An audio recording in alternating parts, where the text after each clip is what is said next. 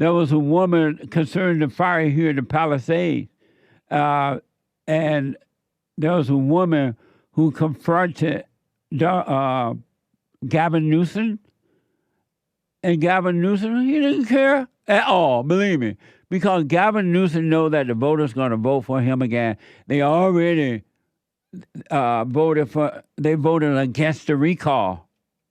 So they want Gavin Newsom to lie to them, tell me lies, tell me sweet little lies. People love lies. They love lies. If you tell the truth, you don't get many people around you. What the? People love lies, and they hate it when you tell them the truth. I don't want to hear that. I disagree with you. You're wrong. Tell me lies. So according to Fox News, during a tour of the wildfire damage, California Governor Gavin Newsom was confronted by a woman in the Pacific Palisades area of Los Angeles. Watch this from Sky News. Governor, you got a second? Governor, I live here, Governor. That was my daughter's school, Governor. Please tell me what you're going to do. I'm not going to hurt him, I promise. I'm literally talking to the president right now to specifically answer the question of what we can do for you and your daughter. Can I hear it? Can I hear your call? Because I don't believe it. I'm sorry. There's literally, I've tried 5 times. That's why I'm walking around to make the call. Why is the president not taking your call? Because it's not going through. So Why? I have to get cell service. Well, he said he was talking to the president. I want to be here when you call the president. I appreciate it. I'm doing that right now. And it's to immediately get reimbursements, individual assistance, and to help you. I'm devastated for you. I'm so sorry, especially for your daughter. Gavin can care less. Losing the school. Everyone who went to school there, they lost their homes. They lost 2 homes because they were living in one and building another. Governor, please tell me, what are you going to do with the president right now? We're getting the resources to help rebuild. Why was there no water in the hydrants, Governor? That's all literally. Is it going to be different next time? It has to be. Has to be. Of course. What are you going to do? I'm doing to everything fill the hydrants. I would fill them up personally. You know that. I literally. I would fill up the hydrants myself. I understand. But would you do that? I would do whatever I can. But you're not. I see the. Do you know there's water dripping over there, Governor? There's water coming out there. You can use it. I appreciate it. I'm going to make the call to address everything I can right now, including making sure people are safe. I'd like to make sure you do. Can I have an opportunity to at least tell people you're doing what you're saying you're doing? Could somebody have a contact? Can I have your contact information? Right there. Amazing, huh? This female is a blind female. She's begging somebody else to take care of her. She's begging this man, and this man can care less. As long as you vote for him, he doesn't care what you think of what's happening because you voted for him. I don't know if she voted for him or not. I don't know her, but I know there was a recall of Gavin Newsom, and the people voted him, no, we don't want him to go.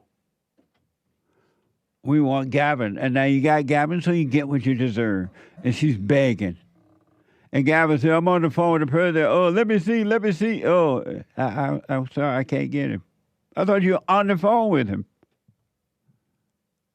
The people get the government they deserve. That's why you have Karen Bass.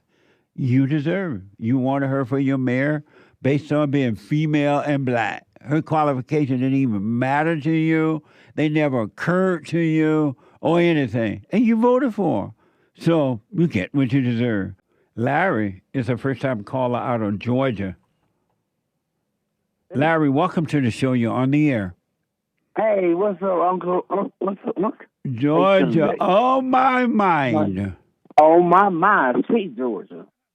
Hey, how you doing, bro? All is well, Larry. Hey, man, it's good hearing your voice. Man, I've been following you for a long time. Now, real quick, I know you're going to ask me some different questions, but my main question, what do you say, you always thinking, and they're going to tear me up, how would you say for a young black man in Georgia to change their life? To change your life? Yeah, that's what I'm saying. Change it from what to what? To, as you say, from the fallen state to the proper state. Oh, okay. What would you recommend, sir? Number one, you're doing the first thing by admitting to yourself there is a problem. Something is wrong, and you might not understand how to overcome, but you know something is wrong. Number two, drop your anger. You got to overcome anger. It's the very first thing in life. If you want to leave your prison, you got to drop the anger. Have you heard me say that before? I've heard you say that 1,000 times. I've been following for like 2-3 years now. Yes. And then have you gone and forgiven your mother? I'm saying what you say. My mother, she did, but She did. I can't stand when you say that. But no, saying no. I embrace my mother, and I love my mother to death. She, in her later life, you know what I'm saying? She actually called me because I was overseas for a long time, and she called me to say come back home before she passed. Why? So we back in. She got sick real bad, and she just wanted to amend for her with moments. Oh, so you forgave her for what she did to you before she died? Yes. Oh, good. Yes. And have you forgiven your father for not protecting you from your mother? Yeah, they separated when I was conceived. Yes. So you told your father. Yeah, I tell my father regularly. You know what I'm saying? Always. And you told him you forgive him for not protecting you from your mother? Well, yes, and all that. Yeah.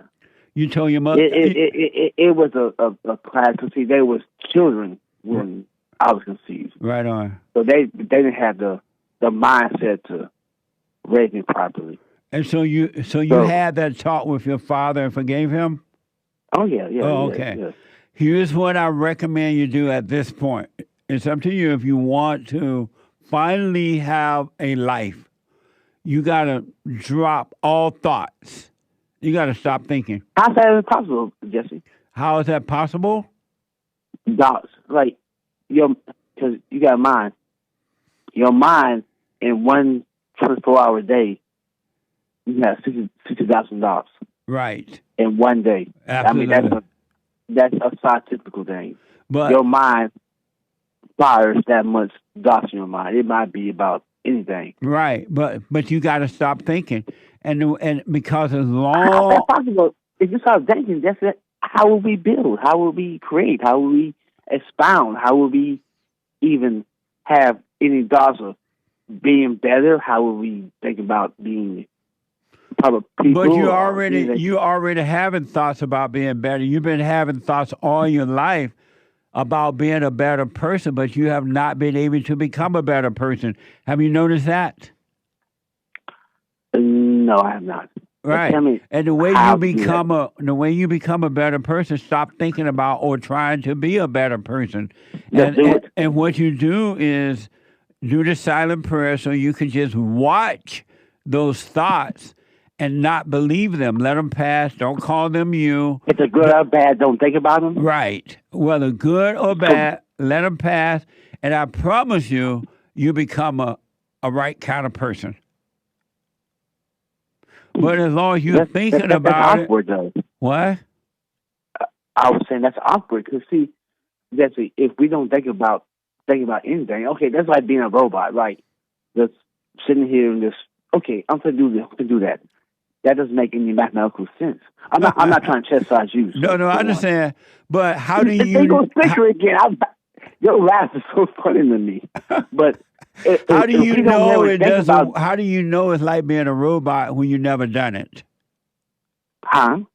How do you know that you're going to be like a robot? Because you just said, don't think about it, just do it.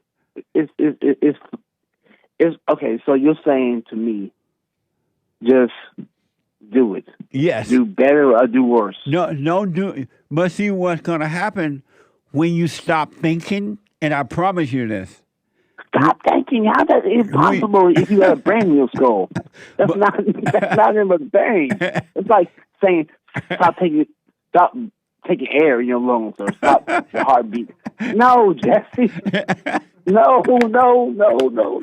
What will happen? What will happen to you if you stop thinking? I would be kind of dead, I think. See, you're still thinking. Yes, that's the point of. But it's the thinking. If you start thinking, you won't have your syndicated broadcast. If you start thinking. Listen. If your thoughts are telling you if you stop thinking, you'll be dead. But what they're not telling you that if you stop thinking, you're gonna become alive. You're gonna have real life. People who think does not have a life. They're dead. Their eyes are open. What? That don't make sense either. Because here's what I recommend. How we have a civilization, how we have infrastructure, how we have governments and whatever thing, how we have automobiles, how we have anything that's usable in this time of life. Thinking. The reason you have the physical things that we have in life because God give you the talents to build. And so in that. But doesn't that require thinking and philosophy, and doesn't that require some kind of thought and mindset and proper formulating things to, here's a plan, we're going to do this, we're going to do that, we're going to do that. You know what I'm saying? That requires thinking. So, but when you stop thinking, you're going to have the ability to build. You're going to have the ability to build a house, to start a job or whatever, because you have clear thinking. But you're not going to live by the thinking. You're going to use it to live on earth in a physical sense, but you're not going to live by it at all. You're going to live by the light of the truth of God instead of that part. But you're never going to live by the light of God until you stop thinking. You got all thought. So basically, you're saying go on faith. What I'm telling you right now, don't worry about the faith thing or anything because that's another idea. All I'm telling you is stay present and let all thoughts go and just live in the light of truth, in the light of God, and you will have an amazing life. Amazing. Are you doing the silent prayer? What you do with it? Do you do the silent prayer? Yes, I do that regularly. Okay, do the silent prayer, give up thinking, and become a free man. Yeah. Let me know how it goes, all right? You want to hang out? Yeah, I got to go. Man, no, man. I've been talking to you for like 2 years now. You want to hang up on me? No, definitely not. Call me again, though, because of time. Call me again, all right? All right, last question. All right. All right, one more question. What? Call me again, but I got to run. The hate news, not the fake news, but the hate news. I'll be back in a moment. 2 more hours to go. Thank you. Remember, in the word, it says, when you get married, it says to the men, when you get married, take your family far away from your family. Take her far away from your mama and her mama. It's in the word. I'm not making it up.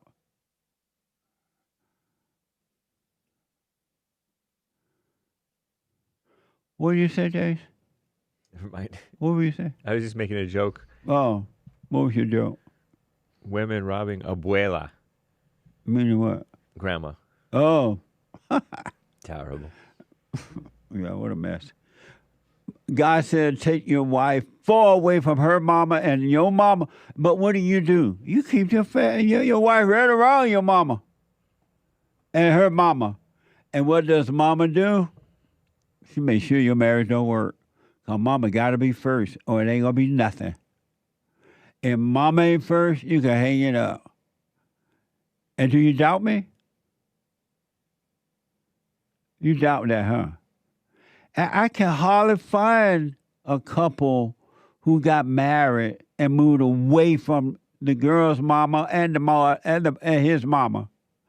They moved either with mama or right down the road. They're right down the block, right over there. You can look out your door and see mama. If mama ain't living with you or you living with mama. Stop being a mama's boy.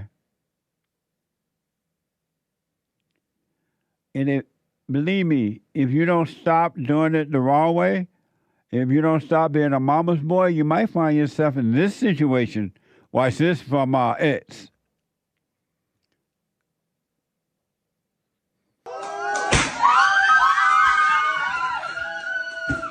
That's the boy's mama.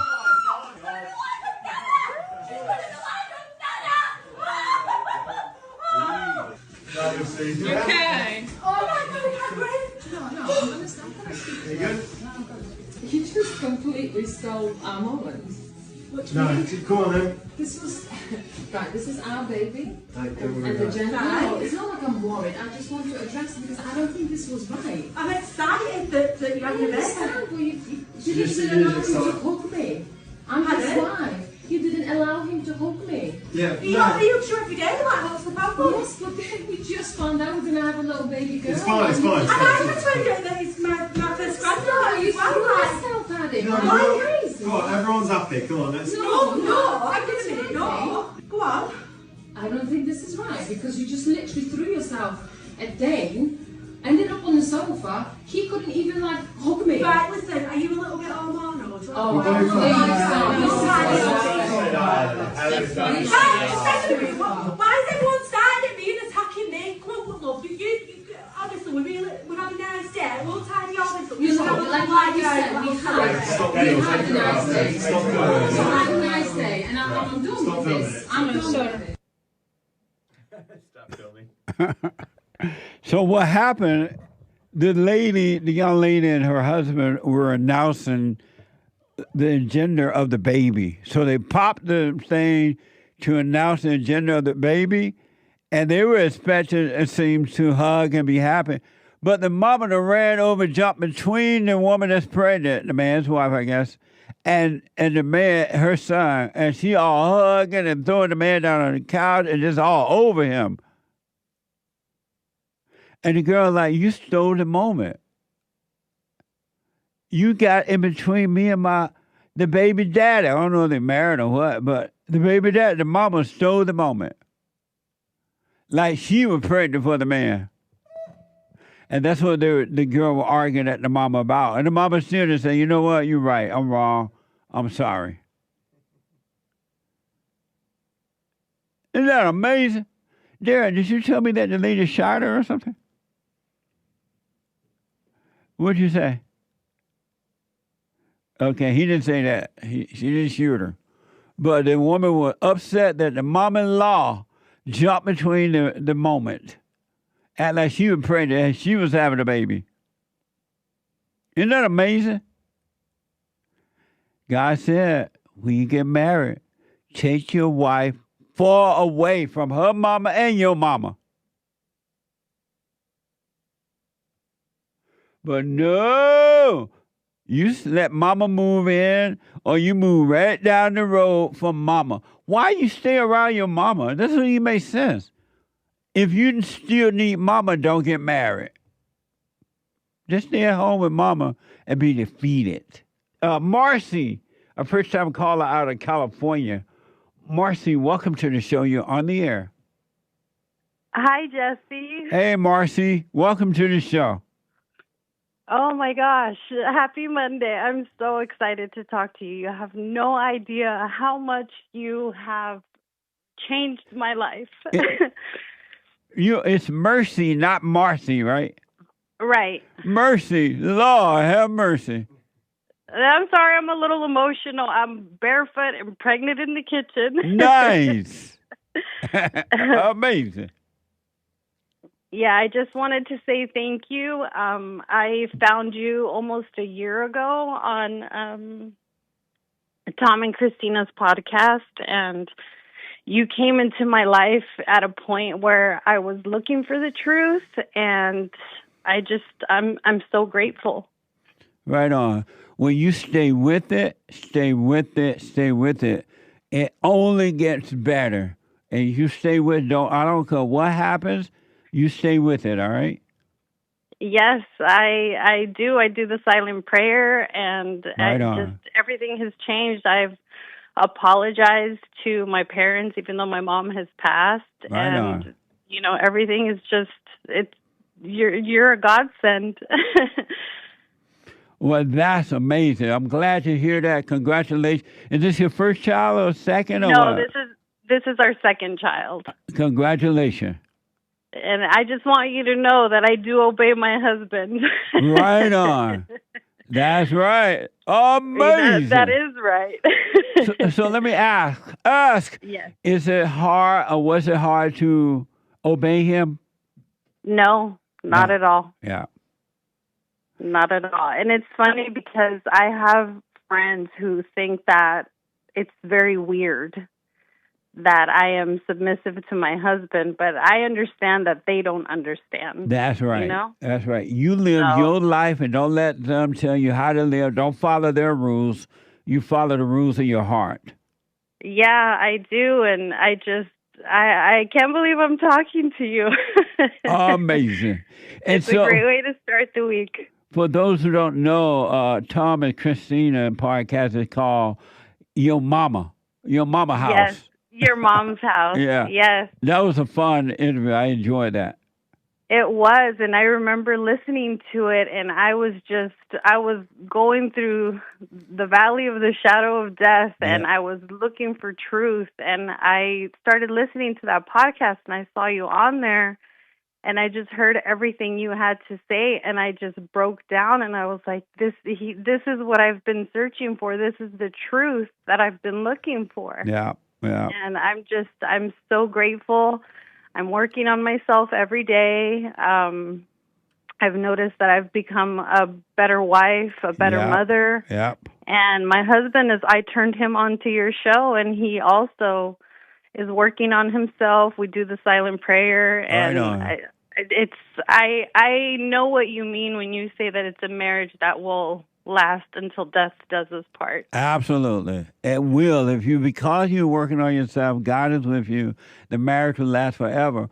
The one thing that is so nice about you heard the truth, and because you were open and you welcomed the truth entered into you, and now it is controlling you. So, and the truth will only enter into the man or the woman who welcome the truth. You have to be open to it. And so I'm telling you, if you just stay with it, watch those thoughts. Don't ever blame anyone for the way you feel because it's inside of you. They will be taken away from you, and it's just going to get clearer and better for you. You're going to know what love is. You're going to know God. It's just going to get better. I believe it. I believe everything you say because I'm living it every day, and it's amazing. Amazing. Amazing. When I say that I got to run, when is the baby coming? The baby's coming in March, so we're getting pretty close. I'm getting pretty big, but I'm still in the kitchen, Jesse. Amazing. Well, you stay there and you stay with the prayer and you watch, and it's just going to be better, even better, all right? Thank you so much, Jesse. God bless you, and I love you so, so much. I really do. Thank you. I love you as well, and I wish you well. And congratulations again on the baby. Thank you so much. Have a good one. You too. Amazing. Amazing. Bye-bye. Bye now. LYNN is out of Georgia. Georgia on my mind. LYNN, welcome to the show. You're on the air. Good morning. Hey, LYNN. How are you? Hey. Hello? Hey, go ahead. Oh, I'm sorry. Well, I'm actually calling you back because I called you probably about 6 months ago in relation to my relationship with my son, 22, 23 years old in the military. And I wasn't really handling him in the correct way, transitioning him into the military, into adulthood. And I wanted, I followed your advice. I backed off from him. And eventually he forgave me. We started having deep conversations that led to him being able to forgive me. We were able to have honest conversations about things in his childhood and parenting and where I messed up. And so our relationship is thriving, which also led me to be able to have a conversation with my daughter.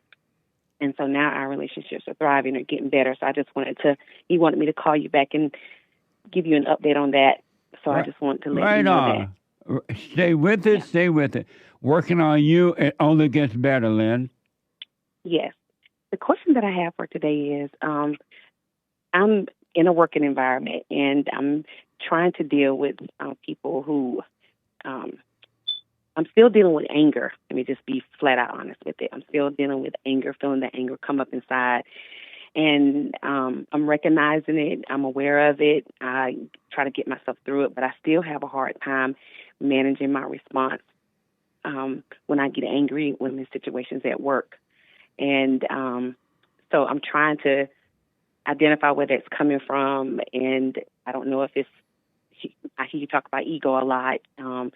Maybe think that people should deal with me the same way that I deal with them, but it just, on a daily basis, little things still frustrates me, and I want to know why I'm still getting frustrated with individuals who we're kind of sort of co-workers, but we have to coexist. I do social work, so we have to coexist to make things better for the residents that I serve, and it frustrates me when we butt heads about things or whatever. So I just want to know how to get through that.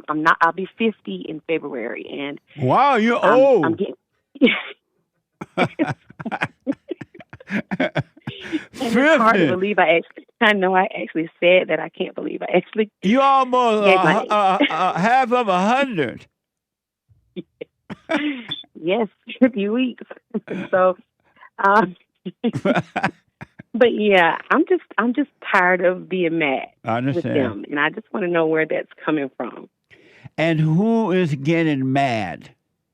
Me. And who are you?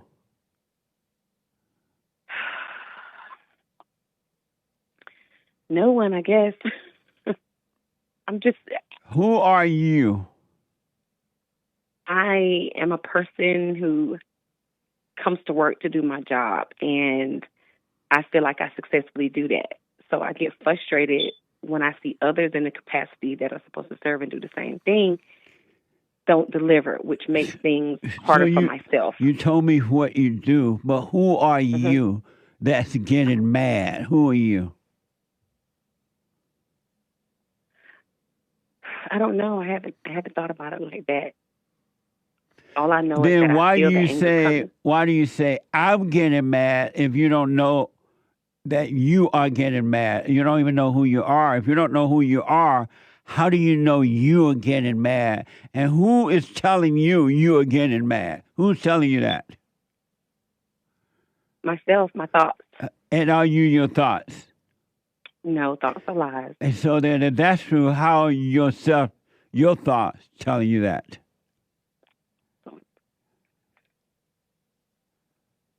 I can't answer that. Then why did you say myself, my thoughts? You said I'm not my thought. Do you create your thoughts? Yes.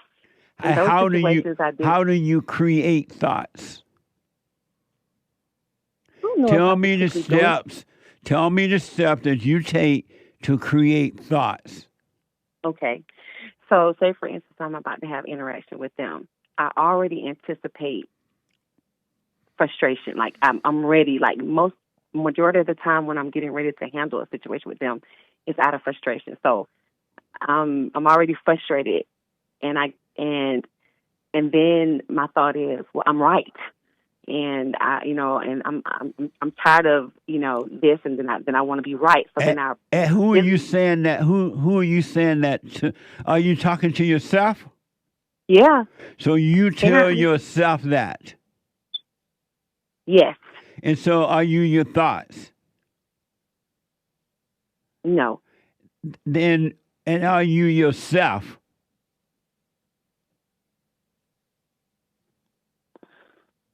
I don't know how to answer that. I'm trying to figure out who is telling you this. Are you like a crazy person? You're talking to yourself?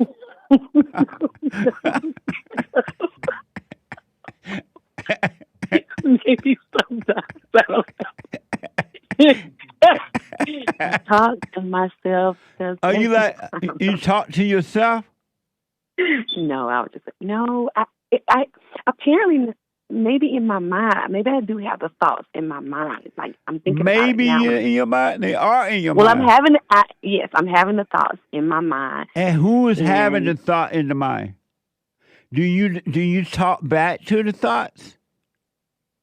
Your No. thoughts like, I know this woman going to be mean at this job today, and then you say back to the thought, yeah, you're right. Well, yeah, I'm guilty of that. So you talk to your thoughts, Yes. and do you call that insanity? Crazy? No. Is that normal to talk to your thoughts? I think it's my normal now that I'm talking through how I process things. I think I have made that my normal. And what do you mean by my normal? Well, does that when I'm make sense that you talk to thoughts? No, it doesn't. And why do you do it then? Insane. I don't know. It's just. And then when you do it, you say it's me, my thought, my feeling, my this. Why do you're talking to the devil and you're claiming that is you? You talking to the devil, but you call the devil you. Why is that? It's kind of scary. I don't know. That's real scary to know that I'm having conversations with the devil. You're communicating with. Think about it. You talking to somebody, and it's not you talking to your thoughts. You are not your thoughts. You don't create those thoughts. You're having conversation with evil. And I guess that explains why a certain level of anxiety comes when I feel that way, when I feel the anger or the frustration, then there comes the anxiety, and all those things are brought on because I'm communicating with the devil. Yeah, and you Kinda and the scary. devil are one, and you have agreed with the devil, and then you go on your knees and you praise the Lord, but you're praising Satan. Mm-hmm. You have agreed with the devil. You're the devil one. Why don't you stop communicating with the devil and just watch the devil and go about your day doing your outer physical work while watching what's happening on the inside of you? Why don't you live that way? And not call it you. Why don't you stop calling the spirit of evil, oh, I'm mad, I'm lonely, this ticked me off, that woman in the welfare office make me crazy. Why don't you just stop it and then see what happens? Why don't you just watch what's happening on the inside, but don't have a conversation with it, don't call it you. Never say again, I'm mad, I'm afraid, I'm this, and I'm that. Why? So that you can overcome your false gods, so that you can overcome that false life that is not real. Mm-hmm. Why don't you stop doing that? I guess I must like it. You because love I feel it. like I love it because I feel You like can't wait to wake up and have your conversation with the devil. Good morning, devil. Yes. And the devil's like, your day is going to be this. Remember yesterday when that woman did that or that man said this? And you're like, oh, yeah, let me get ready for him again. Oh, my goodness. That's exactly what happens. And I'm talking to myself. You're not talking I to mean, yourself. I'm talking to the devil. I promise you're communicating with evil. I believe it. It's that spirit that made a home in you that Paul talked about. The things I want to do, I can't. I want to do good, but I can't do good. I don't want to do bad, but I do bad. I had to realize it's not me, but something has made a home in me. That's what has happened to you and all of us on this earth that come through mama. And that's why we must be born again, so to return to the Father, so we can listen to the spirit of the Father rather than the voices of evil. Yeah. Yeah. So why don't you stop calling evil you and stop talking to it and just watch? And then watching it, the Spirit of the Father will save you from it. He will take those demons away from you because they have no power. They have no authority. They pretend to have it. All the authority has been given to you, but you won't take that authority. You'd rather be weak, be one with evil. Why don't you stop it? It just leaves me so drained and Of course. And it doesn't resolve anything. It's the stuff still happens in the office. Because you are creating it. You are creating Yeah. your own world when you communicate with the devil. You are creating everything that's happening in the office to you is because you have created it. Yeah. If you stop communicating with the devil, I promise you nothing else on earth will ever happen to you again. Nothing but good will happen to you. Okay. I'll work on it. I'm at work now, so it's just how ironic. But I'm gonna work on that. And sometimes I'm good at it.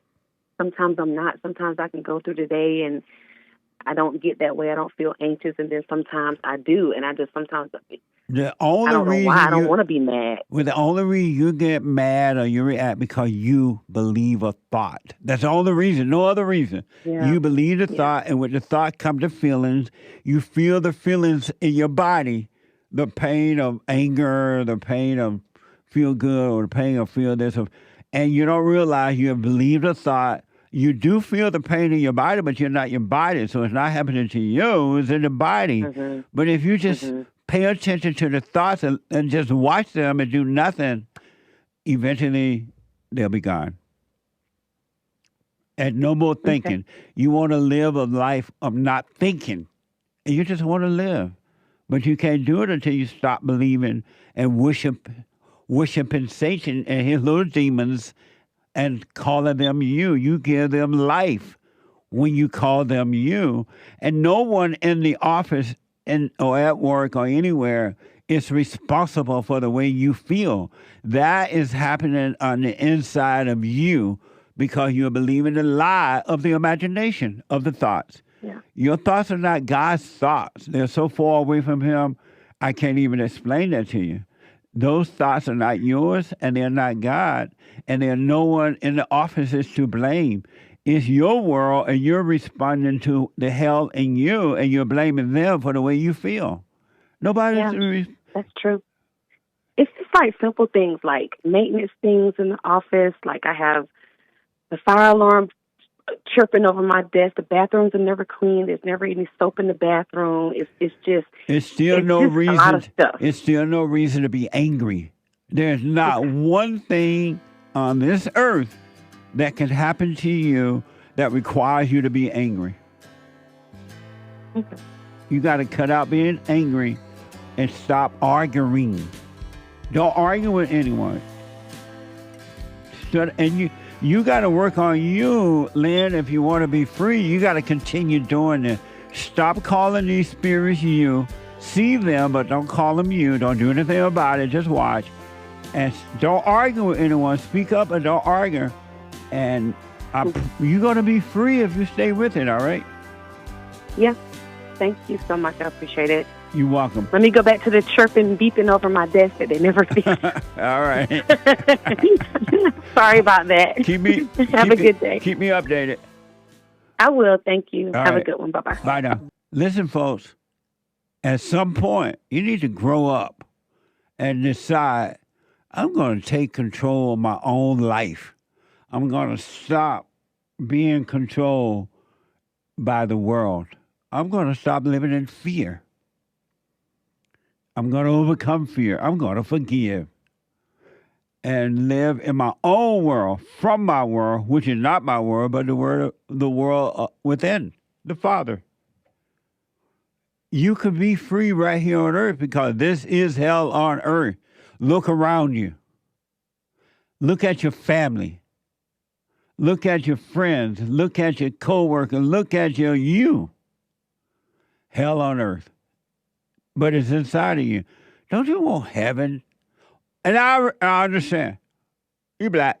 I understand. Most people, most human beings, only a handful will walk away from hell.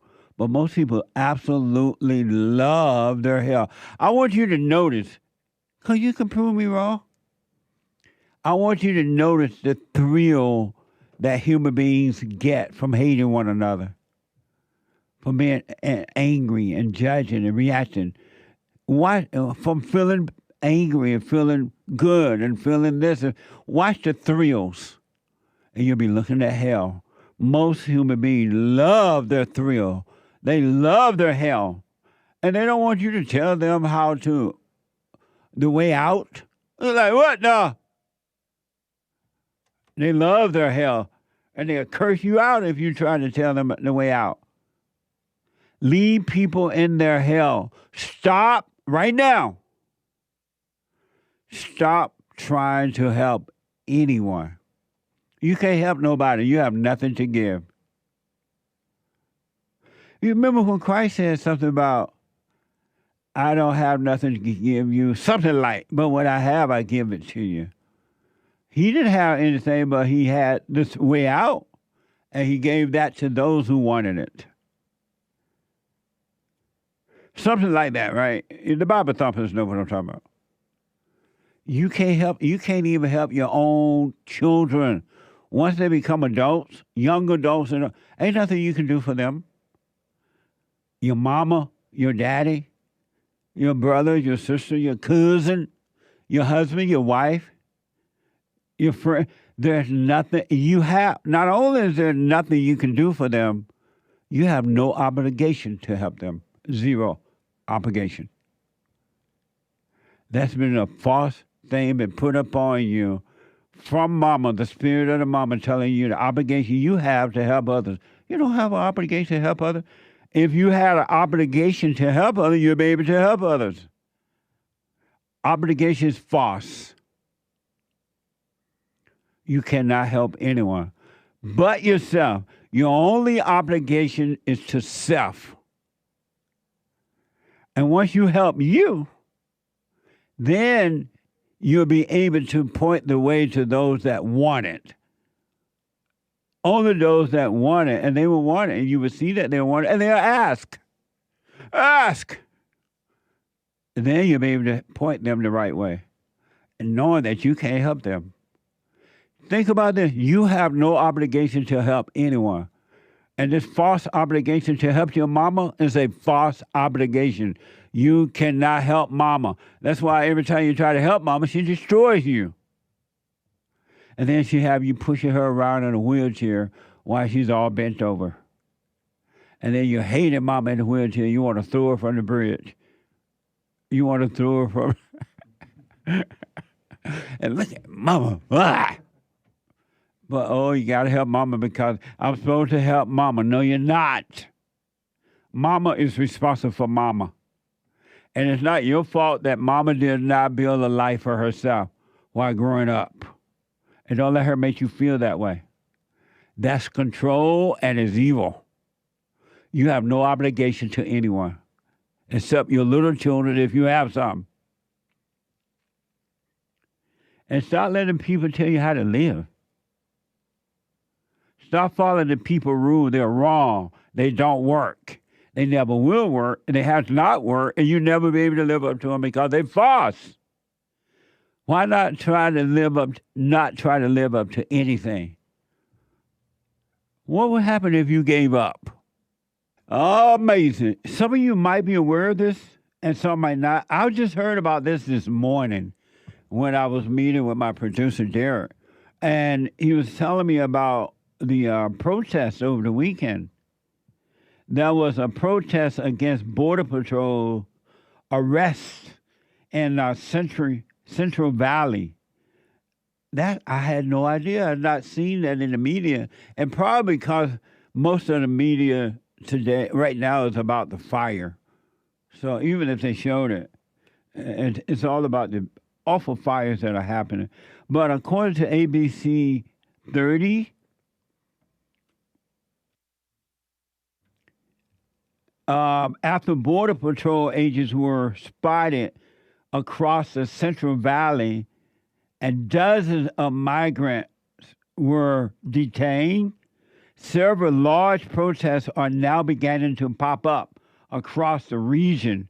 On Sunday, 100 gathered in northeast Fresno to show their solidarity for the undocumented community, meaning illegal alien community. Watch this from ABC. Developing tonight, hundreds of people gathered near Blackstone and Nees in North Fresno today to protest the recent detainment of 78 undocumented migrants in Fresno and Kern counties. Action News reporter Vince Ibarra joins us live from that area where the 12-hour protest just wrapped up. Vince. Well, Nick, it was a very long day for people out here. Organizers say they started gathering around 9 this morning, and protesters we spoke with say it was important for them to be out here to speak up and share their voice for people who didn't feel like they have a voice.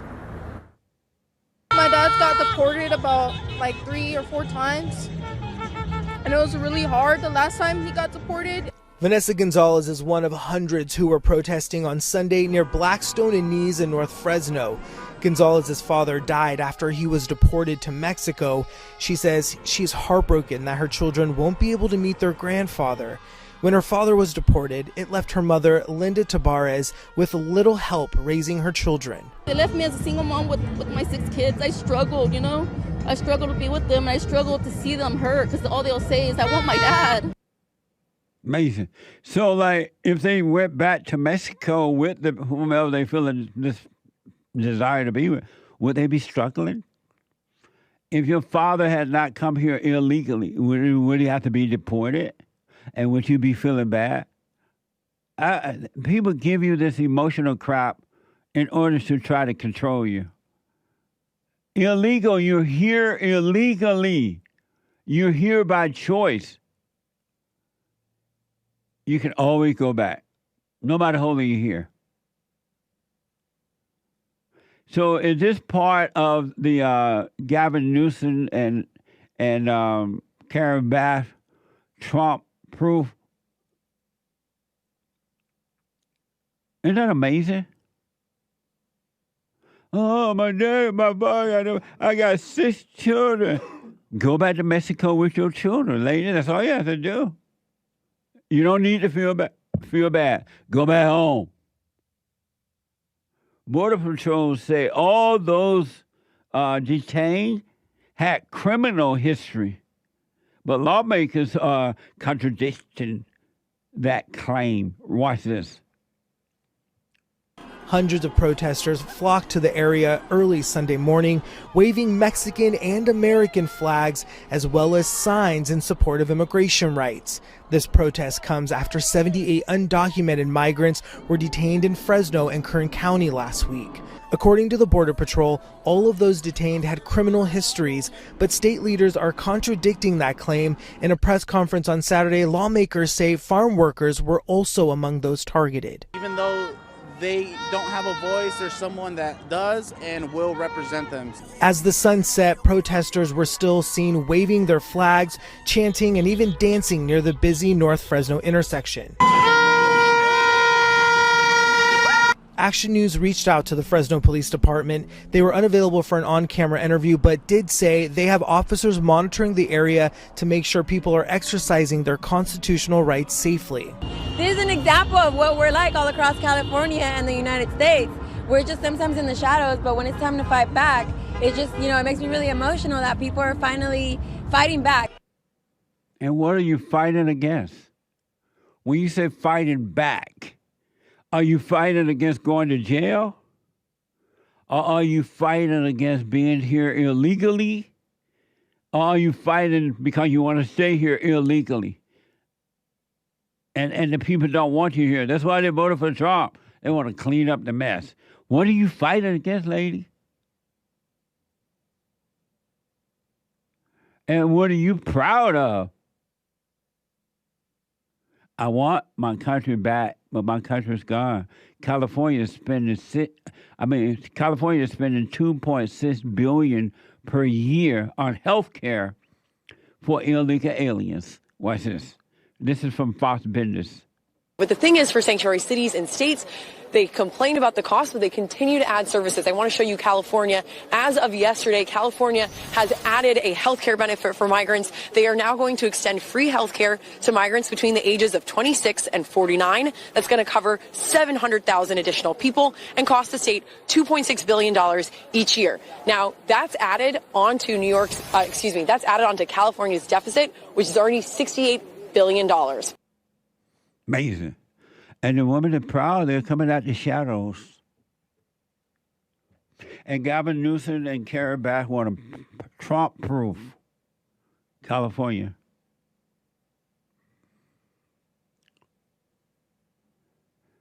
If ever we needed you, Lord, we need you now. Now do you believe me when I say human nature is evil? There's no good in human beings. You're not going to find it. You can look until the cows come home. Human beings are evil. That's why we must be born again of good. Let me go to William, our first-time caller out of California. William, welcome to the show. You're on the air. I would. Hey, Jesse, how you doing? All is well, William. Hey, Jesse, I got a question for you. Okay. I've been listening to your show now, maybe about a little over a weekend. Forgive my parents, everything. Not in person yet. They're going to be coming over this month, end of this month. But my question for you is, what's an example that I could use to stay present throughout my day? Oh, okay. Good question. Number one, you can practice like a simple way is when you're getting in your car, you're locking the door to your house, you're walking to your car. You could be aware of that. You're walking to the car, you're getting into the car, you're starting the motor up. Be aware of that. Those are simple ways first, right? Okay.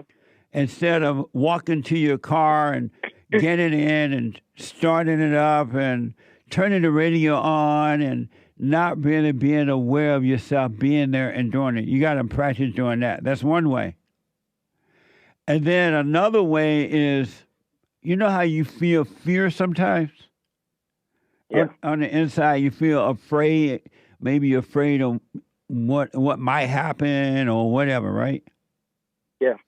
When you feel that fear, I want to encourage you to be aware that you're feeling fear. You're thinking about things that can bring fear. Just be aware of it. On the inside, just be aware of it, but do nothing about it. Just stay aware of it. Do nothing. Go about your day. Go to work. Do your job. And do nothing about what you're feeling on the inside. As long as I'm talking not physical fear, but when you feel fear, be aware of that. And then being aware is what takes it away from you, and you would never have to worry about it again. So practice walking through rooms, practice starting up your car, be aware, but also practice being aware of what's going on the inside of you. When you have all these different thoughts and feelings, be aware of that. And that's what it means to be present. Okay, so, like, let's say, instead of just hopping in my car, not even knowing where my keys are, just throwing them somewhere, but actually open my door, do what I'm doing at the moment is what you're saying. Right. And be aware. Not just let it happen. That's right. Be aware of what you're doing. I got you. Because you can get in your car and not even be aware of starting up the car. You not even be aware of putting the key into the little ignition there, and your mind is somewhere else. Or you can be sitting in a meeting, and you're sitting in the meeting, but your mind is somewhere else. Yeah. So you got to be aware of sitting in a meeting instead of thinking about lunch or dinner or what you're going to do after the meeting. Practice being aware of being in the meeting or whatever. Those little things will cause you to become even more aware. Okay, I got you. Doing the silent prayer has helped me a lot. I realize my thoughts are crazy. The thoughts inside my head are just ridiculous. I can't even get them to stop. sometimes. Yes. It made me realize that's not me, because I'm watching them and I can't even stop them.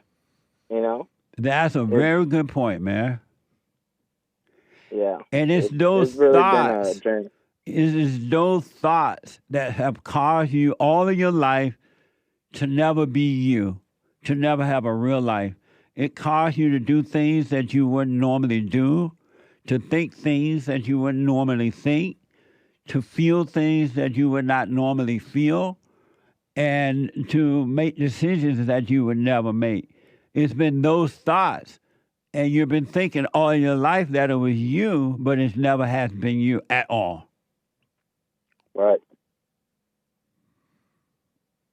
Yeah, it was a big realization for me these past 2 weeks, and listening to your church too. I really like your fellowship, because I went to church my whole life with my parents, and well, I always thought things were a little different. You know, I always wanted to have a personal relationship with God, but they would always say, "Oh, you can't. You just can't." Or the preacher's preaching and everybody's looking at the Bible, but they're not fellowshipping. And I really like your church that you guys really fellowship. Well, feel free to come in. Are you in what town are you in California? I'm down here in San Diego, so it's 8:20 right now. Well, okay. Well, feel free to come to the meetings. I want you to know, if you want to know God and have a relationship with God, you want me to tell you how to do that? Yes. Stop thinking about Him. Stop thinking about God, because thinking about God is only thinking about God. It doesn't mean that you have a relationship with God at all, and you can't think about God. When you stop thinking about Him, you will know Him. You will have a relationship with Him. Okay. Stop thinking about God. Yeah. In a way of stop wanting. Stop thinking about Him, period. Because thinking about God is just a thought by God. It's just thinking about God. If you notice, the Christians think about Christ. They think about God, but they don't know Him at all. And so they have to make themselves believe that they believe in God. Believing in God is not knowing God. Thinking about God is not knowing God. As a matter of fact, thinking about Him is intellectual, and it keeps you from knowing God. That's interesting. You got to stop thinking, period, if you want to be free. Okay. Only do practical thinking, meaning that you got to go to work, you got to think about how to do your work. But you don't live by that, because at the end of the day, when you're done with work, you're done with work for the rest of the day. But you want to live a no-thinking life. Don't think about tomorrow. Don't think about yesterday. Don't think about what you want. Don't think about what you need. Don't think. Just live. Don't think about God. Don't think about Jesus. And you will just live your life, and it will be amazing. Most people are not living their own lives. They're living the life that they've been told how to live, what to want, what to think. They've been told, grow up, get married, start a family, buy a house, start this and do that.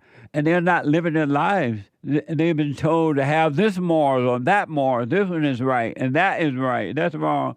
And they're trying to live up to something that they've been told by their family, their parents, and the church, and everybody. And you can never live up to that. You're going to only be able to live your life when you stop trying to live up, when you stop trying to compete, when you stop worrying, and just live your life. You'll be fine. I see the truth in that.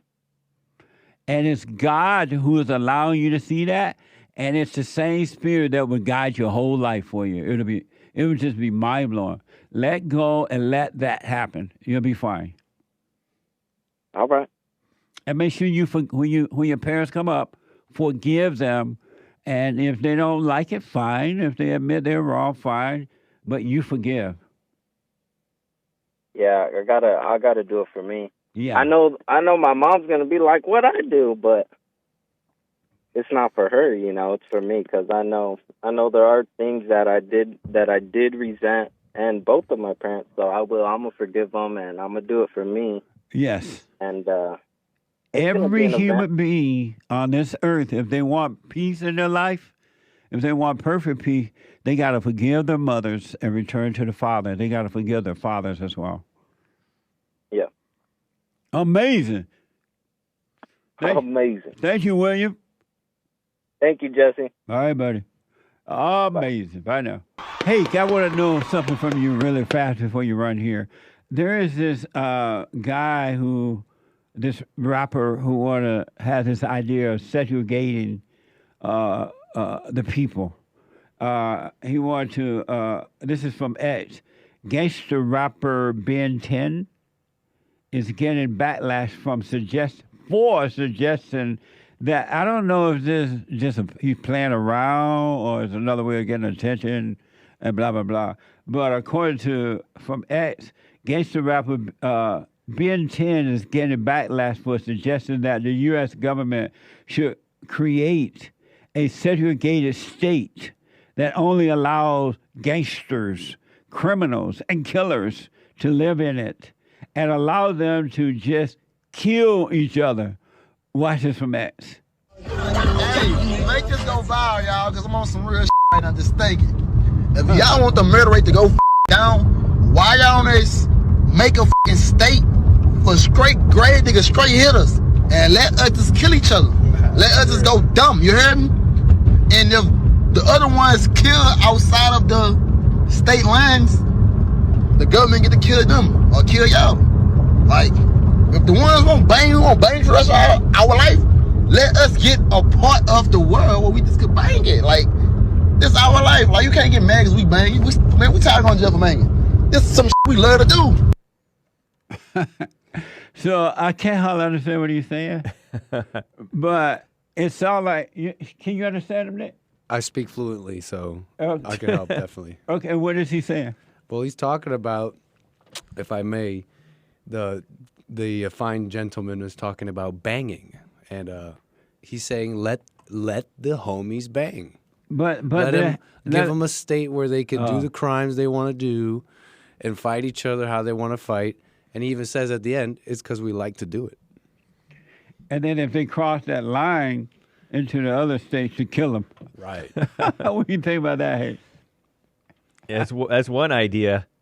It sounds like a movie. It sounds like what they've used to do in movies. Right? Oh. I feel like they did that in like a movie. Oh. Like Escape from L.A. or something like that. I don't know, though. And Joel said he loved that. You love that idea, Joel? Or you for that? He's for it. Yes. Send their parents there, too. Joel Black. So Joel said he liked this idea of creating a separate, segregated state where all the bad guys and the rappers and everybody live in it and let them just kill each other. And then if they cross the line, then our government just take them out, too. Don't let them in the normal world. Jared says it's a good idea, too. My producer, he said, that's a good idea. The murder rate will go down. And we should force an extradition pact. So anybody who wants to act like a YN over here, they go to the banging state. But I thought they already had that in the hood. But that's America still. That's the problem. Aren't you allowed to just kill one another in the hood? You are, effectively, yes. Yeah. I mean, most of the time you'll get away with it, by far. Yeah, especially now. Like 3 times out of 4 or 4 times out of 5, you get away with it. Amazing. Well, Joel Friday said, yes, that's a good idea. And my producer, they're both black. So they think it's a good idea. Nice. So this guy's not just playing around. He mean this. Well, he's not doing it just to get attention. He thinks that it's a good idea. I don't know if it was a pot idea. I don't know if he smokes pot, of course. Right. But it's getting attention, so at least start a conversation. Indeed. Amazing. Logan is a first-time caller out of Canada. Logan, welcome to the show. You're on the air. Hey, good morning to you, Jesse. Good morning, Logan. Yeah, I just am calling Jesse mainly to thank you. I decided that after listening to you for a while, I realized honestly how right you were about forgiving your parents. Yep. And so over the holidays, I wasn't necessarily going to do it, but I went down to see my family, and right away after interacting with my family for a bit, and especially my mother, I realized that I had to say something. And so I did, and it was amazing. Amazing. Yeah. Yeah, I just wanted to tell you about it a little bit. She was pissed. Hey, how did you deal with it? Well, we were sitting down kind of after dinner, after all the younger part of the family had left, and we were kind of just talking about nothing. We were talking about sports or something, and it was just sort of we were just talking about nothing. So I figured, here's right now is the time, and yeah, so I was just pretty direct. I almost used the exact words that you recommend using. They're kind of beautiful words. And I modified them maybe slightly in my own way, but right. But just told her, that I, told them both, and told my mom that I've been wrong for resenting you, and but that I forgive you for being controlling, and she got so white hot mad that, and the more angry she got, my mother, the more it made me sure that what I was doing was the right thing. Yep. Like right away, like she just started getting so angry, and that just made me more sure of myself. Kind of, it was just like wow, and then I forgave my father for like you said, for I have a sort of a better relationship with my father, and I did want to tell him that I wanted to forgive him for sort of enabling my mom's controlling nature. Yep. And I was kind of worried about how it would all kind of unfold, because I just didn't know, What a mess. Yeah, exactly. And what did your father say? How did he react? Well, that was what was so cool, is he handled it so cool, kind of. He was like, he right away realized that I was actually had something very real to say to both of them, and so was kind of, and he didn't get angry at all. And at one point, my mom stormed out of the room in anger, and he was like, "Oh, it's probably all my fault," and he said right away, he said, "Thank you for forgiving me," like right on, and just handled it really well, and sort of had my back too. My mom was trying to kind of get out of it in a way. She was kind of get out of the whole thing, like she was been falsely kind of accused, so to speak. And but my dad wouldn't let it happen. Like he kind of had my back, which was really cool. Right on. Amazing, man. Yeah, it was amazing, Jesse. Just like you said. When you stay with it, all you need to do now, because the light is on, the Father's allowing you to see. All you need to do now, is stay present. Practice, stand present, rather than being lost in your thoughts, thinking about the past or the future, or this or that. You practice staying present and let life happen.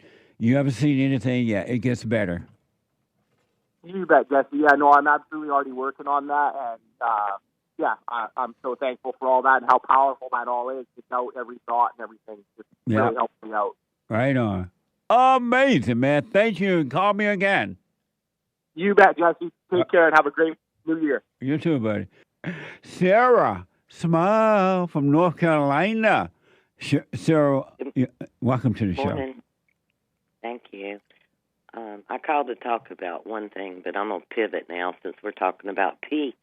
I watched the hearings yesterday while I was at the gym, and I hope he gets the job. He's the best man for the job. I agree with just about everything he says. I don't think women should be in combat. In fact, I don't think women should be police officers, firemen, and he's right. I don't know if he'll get the job or not, but I think he's the best person for the job. Yeah, I have a strong feeling that he will be confirmed. I know they don't want him. The Democrats don't want him in there. And not because they don't believe he's the best qualified person. It's And some Republicans don't want him in there. Right, because they hate Trump. I love Trump, so. And that's why they don't want him in there. Amazing. You're right. I want him in there, but we'll see how that goes. And I also want to answer your biblical question. Are you a problem to yourself? I think I'm a problem to myself because I still have some worry. I worry about things that I can't control.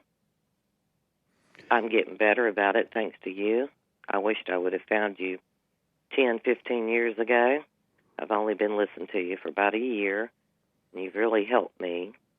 But yeah, I think I'm a problem to myself in that way.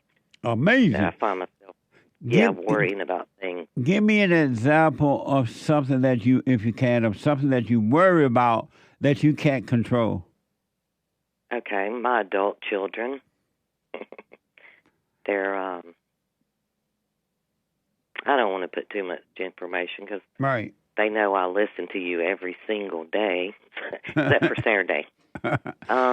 And how do you worry? They're not,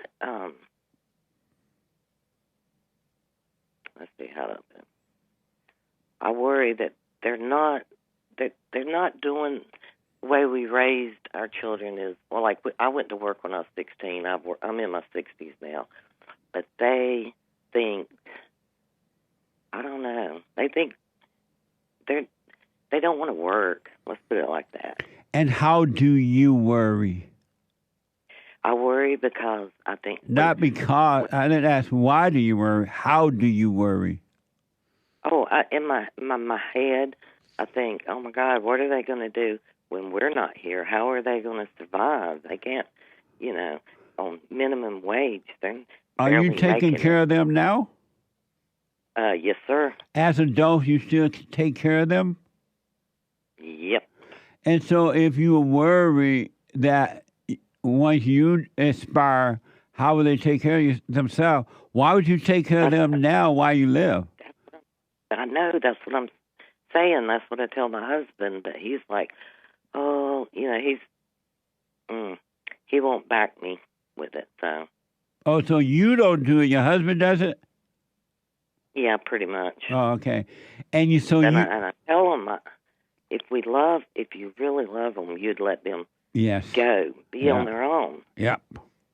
He doesn't love them. Don't tell him that. He'll go off the rails. But he needs to go off the rail. You need to do what you want, of course.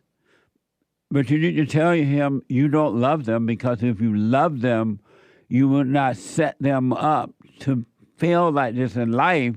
And when you die, they're going to find some other kind of somebody else to rely on or depend on, because they won't be able to take care of themselves. He doesn't love them. Even God said, if you don't work, you don't eat. He didn't say, if you don't work, I'm going to feed you anyway. That's right. So why don't you be honest with your husband? I have told him that before. That he didn't love them? Well, I just can't put them out in the street, or I can't see them out, I don't know. And so do you want to stop worried about them? Yeah, I'm trying. I'm working on it. You want to stop? You can stop right now. May I tell you how? Sure. Stop thinking about them. Stop thinking about them? Yes.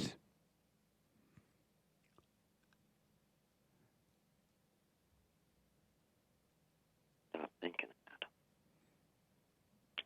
the only thought that always pops up with the worry is, what are they going to do? How are they going to... You want to stop worrying about them? Yep. Stop thinking about them. Okay. I'll work on that. What will happen if you stop thinking about them? What will happen to you?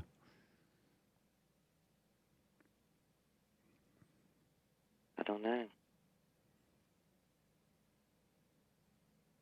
Yeah, I'll try to stop thinking about them. Those thoughts are not yours, and they're not God thoughts, and they're not doing them any good. What's the purpose of you worshiping the devil? Yeah, I don't want to worship the devil. Then stop thinking about them. Okay, I will. Amazing. I wish I would have found you 10 years ago.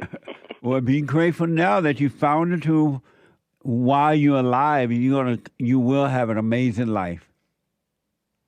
Okay, thank you, Jesse. I appreciate it. All right. Take care, Sarah. You have a good day. You too. Bye-bye. Bye now. Reggie is a first-time caller out of New York. Reggie, welcome to the show. You're on the air. Hey, how you doing, Jesse B, man? All is well, Reggie. It's a pleasure to speak to you. Thank you. Okay. I'm calling because, long story short, me and my wife have not been seeing eye to eye lately. It's been hard for us to kind of understand each other. And as a result of that, I turned to alcohol. I know it's not an excuse. I know it's not good. I know it's not great. But I turned to God, and it feels good. It works for a while, and then I end up turning back to it. We just recently had twin boys, and I don't want the generational curse to pass on to them. My father was an alcoholic. My grandfather was an alcoholic. And I'll never forget that when he was on his deathbed, I asked him before he died, I asked him why he was addicted to alcohol, and he said that his wife broke his heart, and he didn't know how to deal with it. So my question to you, the question I have to ask.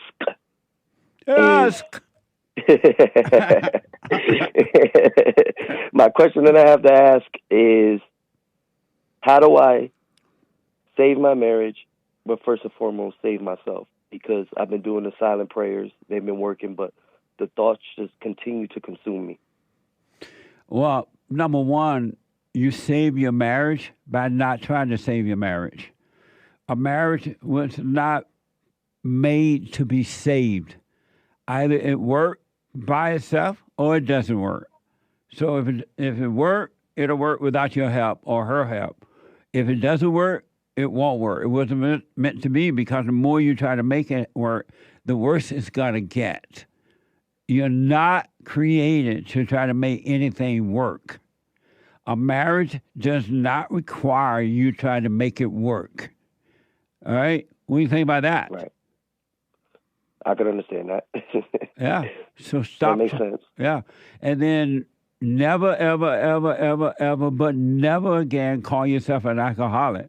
There's no such thing as you being an alcoholic. You're only using alcohol as a false god to get rid of the emotions, the thoughts and emotions that you're feeling, which are not your own, by the way. So what I would recommend, never call yourself that again. No such thing as alcoholic curse or whatever you said. Stop identifying with that and watch those thoughts, watch those emotions, and let them pass, and you'll be fine. The only thing that you're feeling these emotions because you have these thoughts about how it used to be when you first met her, what it's going to be without her, and blah, blah, blah. And they're just thoughts. They're not even real. Stop thinking about it, and you can be done with it. That's so true. That is so true. Amazing. That is so true, because the thoughts just continue in my head of how I used to be and what I wanted to go back to. And it honestly it just destroys me. Right, because when you first met her, the false emotions you guys have for each other then was then, Now you're dealing with the real deal, and now Satan tell you, oh, if you lose her, you're going to lose this. And what about your children? And what about that? Stop thinking about it and let life happen. If it works out, fine. If it doesn't, fine. You just work on staying present and being with the Father and staying out of your head. You'll be fine. Right. And you don't love her. She doesn't love you. So it's not like you are losing love because neither one of you had love to give. So true. Amazing. So true. Amazing. It's just thoughts, man. Stay away from those thoughts, and then you'll be free. Right. Once I started doing the silent prayers, I started realizing my thoughts literally control my life. Yes. And they're not your thoughts. Don't even call them your thought anymore, and they're not God's thoughts. They're straight out of hell. They're evil. They're spirits that's in your imagination, and you have identified with them. And then you'll consult with them because the thought would tell you, oh, go and get her a glass of water and make her feel better. And you'll go get her. Right. And you'll go get her the water, and then anyway, and then the thought, well, maybe you bring her some flowers. She'll feel you're consulting with the devil. You're going from one thought to another one to another one, and it's just digging a deeper hole of darkness for you. It's just making it worse. Even when you married her, it was the devil that told you to marry her. Oh, this is the right one. Yeah. You listen to that. You got to stop listening to thoughts. Right.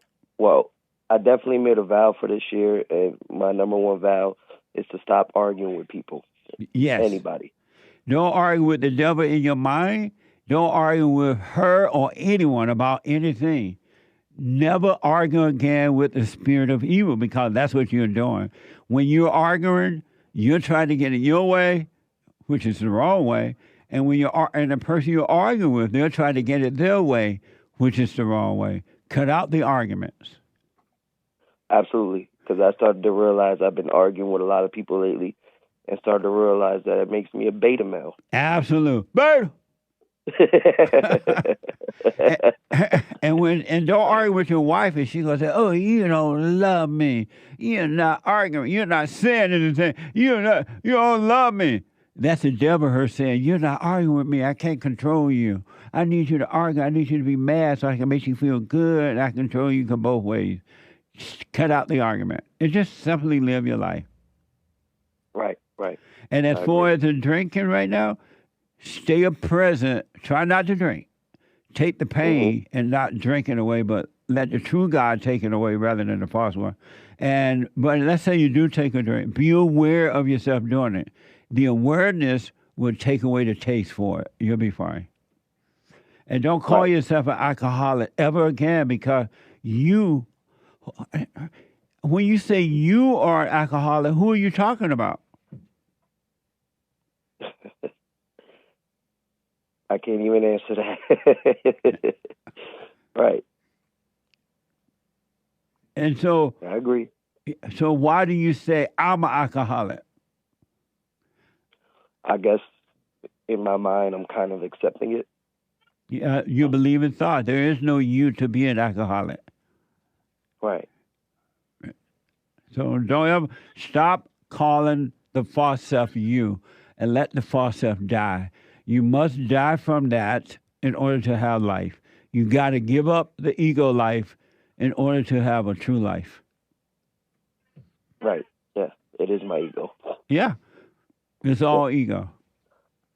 Your little feelings about your wife is not the real you. That's ego. It's not even you. Your wife want to leave? Okay, fine. Bye. You want the children? You can take them with you.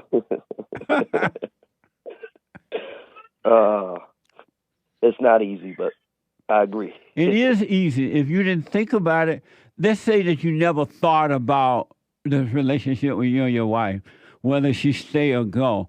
What would happen if you stopped thinking about it? It wouldn't exist. Right. And even with the kids should stay with you. It's best for the kids to be with the father rather than the mother, right? Especially after the third year. But let's say because the courts are on the side of the woman, and she go to court to try to destroy you by destroying your children, what would happen if you never thought about that?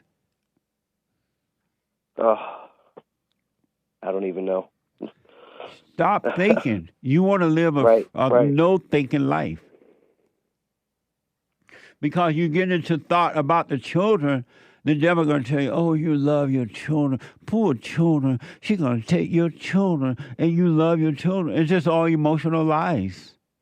There is no feeling in love. You don't feel pain. You don't feel good. That is so the truth, because those are my thoughts exactly right there. Uh-huh. What a mess!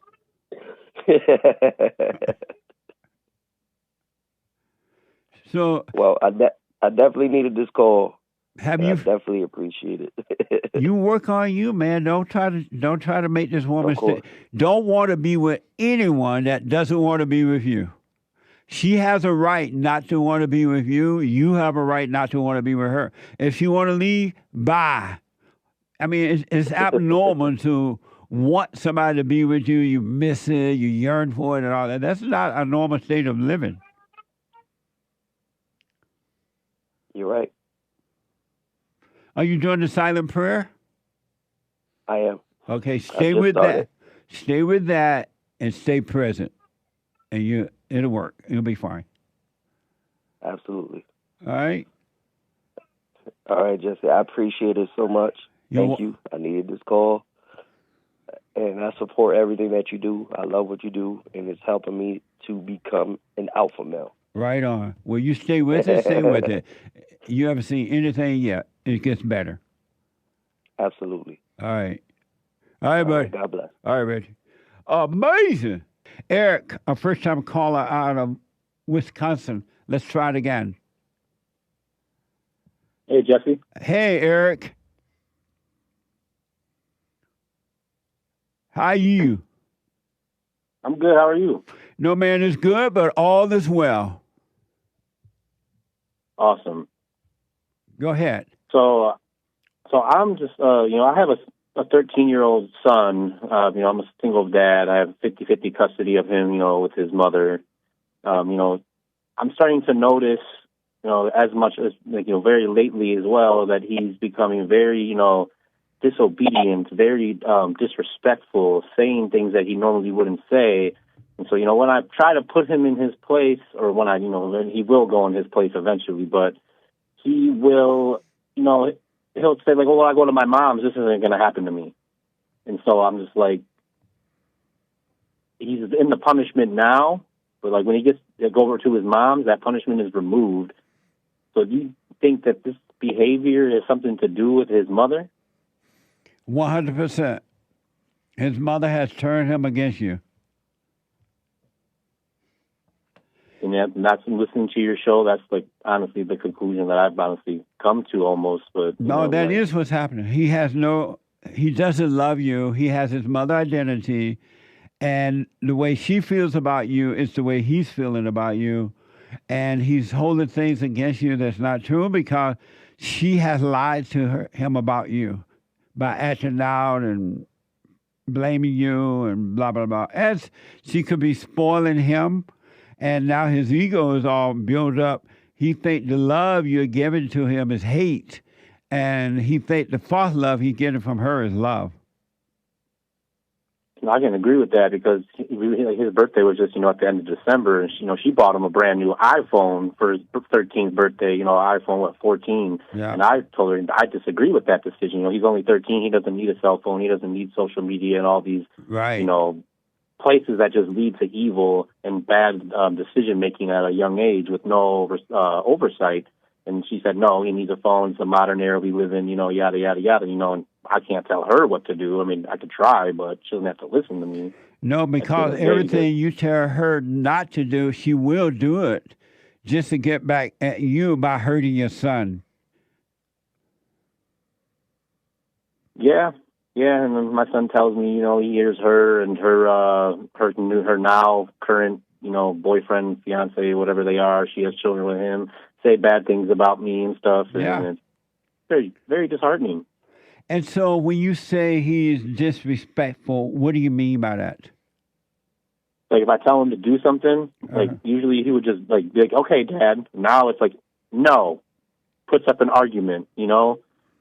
Like I have to tell him multiple times to do something he used to do on the first take. And he tells me that I'm like being mean to him by making him have to do chores and having responsibility and holding him accountable. For instance, he's grounded right now because he has one grade lower than a C in school. And I said that's unacceptable. And so that I see all C's at least. You're grounded from all your electronics. And he's like, well, that's mean and that's abusive, and but it's not. But how is he being disrespectful? By refuting that to me, trying to accuse me of abuse and being mean to him. But how is he being disrespectful to you? Because to me, it's talking back. And who are you? His father. But who are you, though? Who am I? Yes. I mean, I don't know what you're trying to ask me with that. I'm asking, who are you? You told me that it's your son, so the boy belongs to you. But who are you? I'm his father. Right. That's who you. That's what you. You are his father. You're his father. He's your son. But who is Eric? Who are you? Not who belongs to you, but who are you? I mean, I don't know.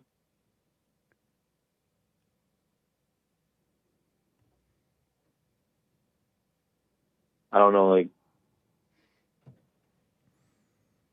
what you're trying to ask me. If I'm not, I'm Eric, I'm the father of this child. I don't know who else I would be. But you're a father, but that's not who you are. That's what you do, you're a father.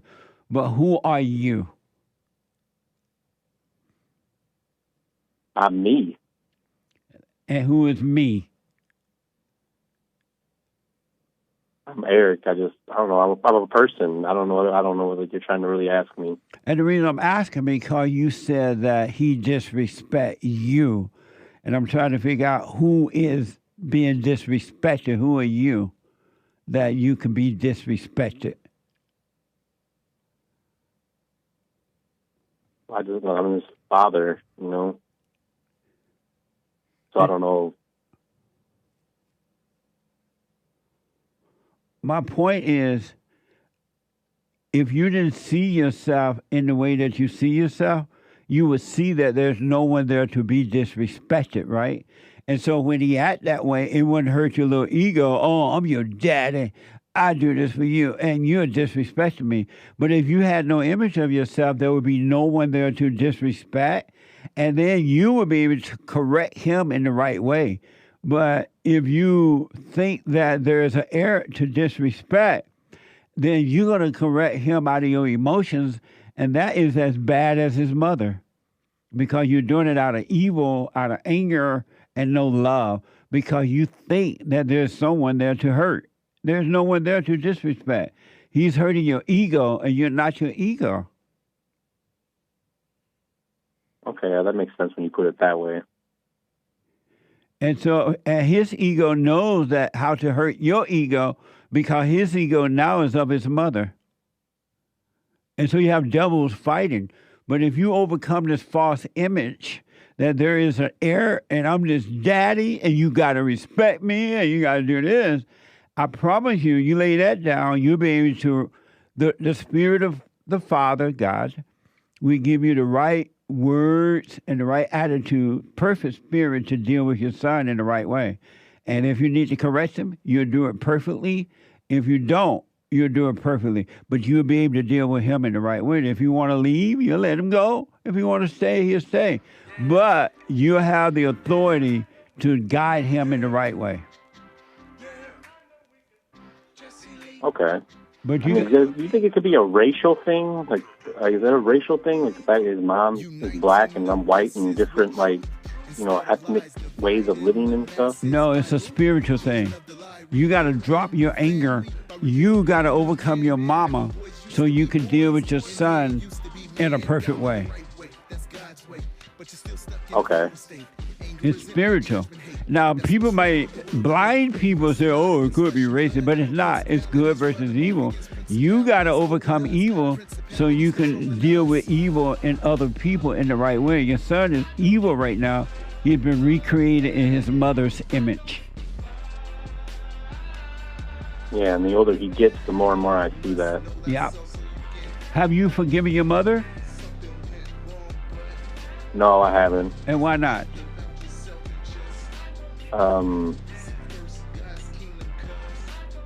Just haven't taken that step yet. And how would God forgive you and take away your mother's spirit if you don't forgive your mother? How will you be forgiven? And that's right. You have to forgive others to be forgiven. That was correct. That was a question. What was that? How will you be forgiven if you don't go and forgive your mother for what she's done to you? I won't be forgiven, is what I'm saying.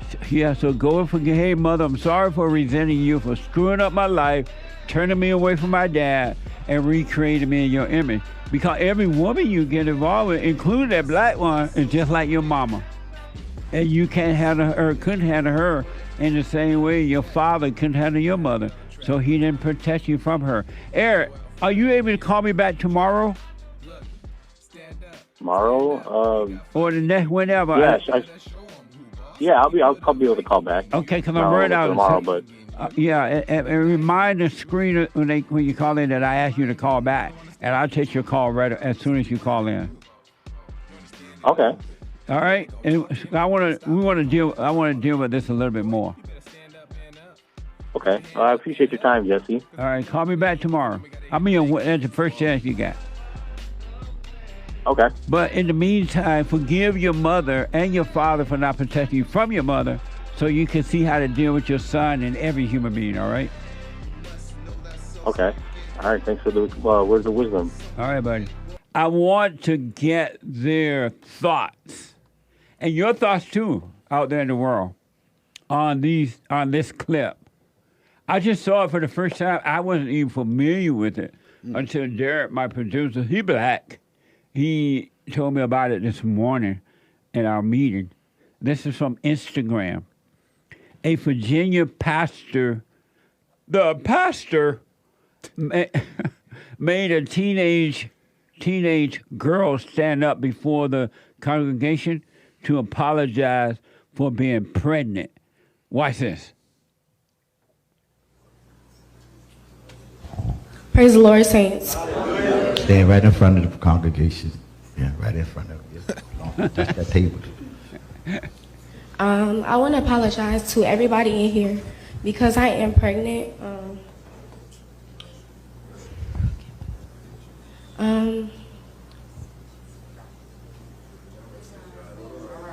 That's all right, babe. I'm sorry, y'all. That's all right. I just hope that y'all all forgive me and keep praying for me. All right. Give a standing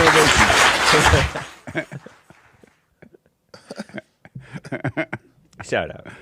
Shout out to the pregnant girl. And the clapping congregation. And the pastor went on to say, if you sin, then you repent right now, not tomorrow, right now. Watch this. They say, I assume you repent then. You never wait later to repent. If you sin, you don't wait no 2, 3. You don't wait till the baby comes to repent. You repent now. You just don't do it again. But you got to repent. I don't care how you look at it. You already know. She already know what time it is. I told her, It's not what you think it is. But the church praying for you. Pray for We ain't the gonna church. condone your sin now. We ain't gonna do that. Ain't no baby showers going on. That's what you lose out at. When you have a baby out of wedlock, ain't no baby showers. And nobody at this church about to attend one. Based. Ain't no me no baby shower, and ain't nobody about to attending either. Don't nobody smile around that baby. He, Did he rebuke the congregation for clapping? No, that was a good thing because they were supporting her. She had repented. Oh. He said that there ain't no be no baby shower, and nobody about to attend one either. The what one? He keeps a short leash on his congregation. You're not going to support this girl. He said nobody about to attend one either. He's saying, and no one about to attend one about either. to attend one. Joel doesn't understand country. Yeah. That's because Joel don't understand black culture. He white. That's right, Maze. According to Maze. Joel, you don't know. How you going to be up there talking about black people? You don't even know what black people mean. You don't even understand black culture. I'm like, what the? But yeah, he knows like a whole bunch of Creole sayings and Southern sayings and stuff like that. But he ain't black. Like he explained to me what Tom like a mug meant. I'm like, mug? What's that mean? Tom like a mug. So oh, go ahead. No, go ahead. I was at the pastor. The pastor was very lower energy and kind of like he tired or something. Yeah. Like lazy or something. It was kind of weird. But what is the like? So she had a baby out of wedlock, or like she's pregnant out of wedlock. She's pregnant out of wedlock as a teenager. And then she had to go as a teenager, and she had to go up there and apologize for her actions. Right. But my question is that what was it that made her feel like she needed to go have sex with somebody and get pregnant? They don't want to talk about that. What's going on in the house? They just want her to repent in front of the church. It is kind of weird. It's just weird to me. I don't know. So what do you think about that hate? I actually covered this on my show. And shout out did? to it was a tip. Shout out to your show. It was a tip from a supporter. Even though you're right that she repented so they clap, but I don't like when people clap in church, honestly, when people applaud in church. Well, that's because you a homegrown church. True. Christian. Stay quiet. You don't even know people applaud in church and praise the Lord and dance. I'm white. We keep it peaceful. That's right. I liked the peaceful, calm demeanor of the pastor, and I liked his kind of old school ways. It didn't make sense to me that she's apologizing to other people for her getting pregnant. Right. Because she did herself wrong Yeah. and her baby wrong and the man wrong, the young man wrong, and that's it. She doesn't need to apologize to anybody about that. I can understand, like, saying, I'm pregnant, I'm wrong. Just so that everybody knows and they don't just whisper and gossip behind her back or whatever in the church. Because she's eventually going to start showing, I would imagine. Looked like you were kind of showing there. Yeah. I couldn't tell. I don't know. I didn't tell. Looked like I saw a belly. I may not have because she had on church mama clothes. Yeah, they're all like dressed in white. That's mama. They call it. I don't know what religion that is or what church that is, but most of the time when those women wear white dresses like that, they're the mother of the church or something. So the far left, anti-white sports journalist woman Jamel Hill shared this on her IG. That's where I got it. Oh. And that's where the tip came from. And this woman said, I have a lot of thoughts, but this young lady needs to find a new church. But I don't agree with that.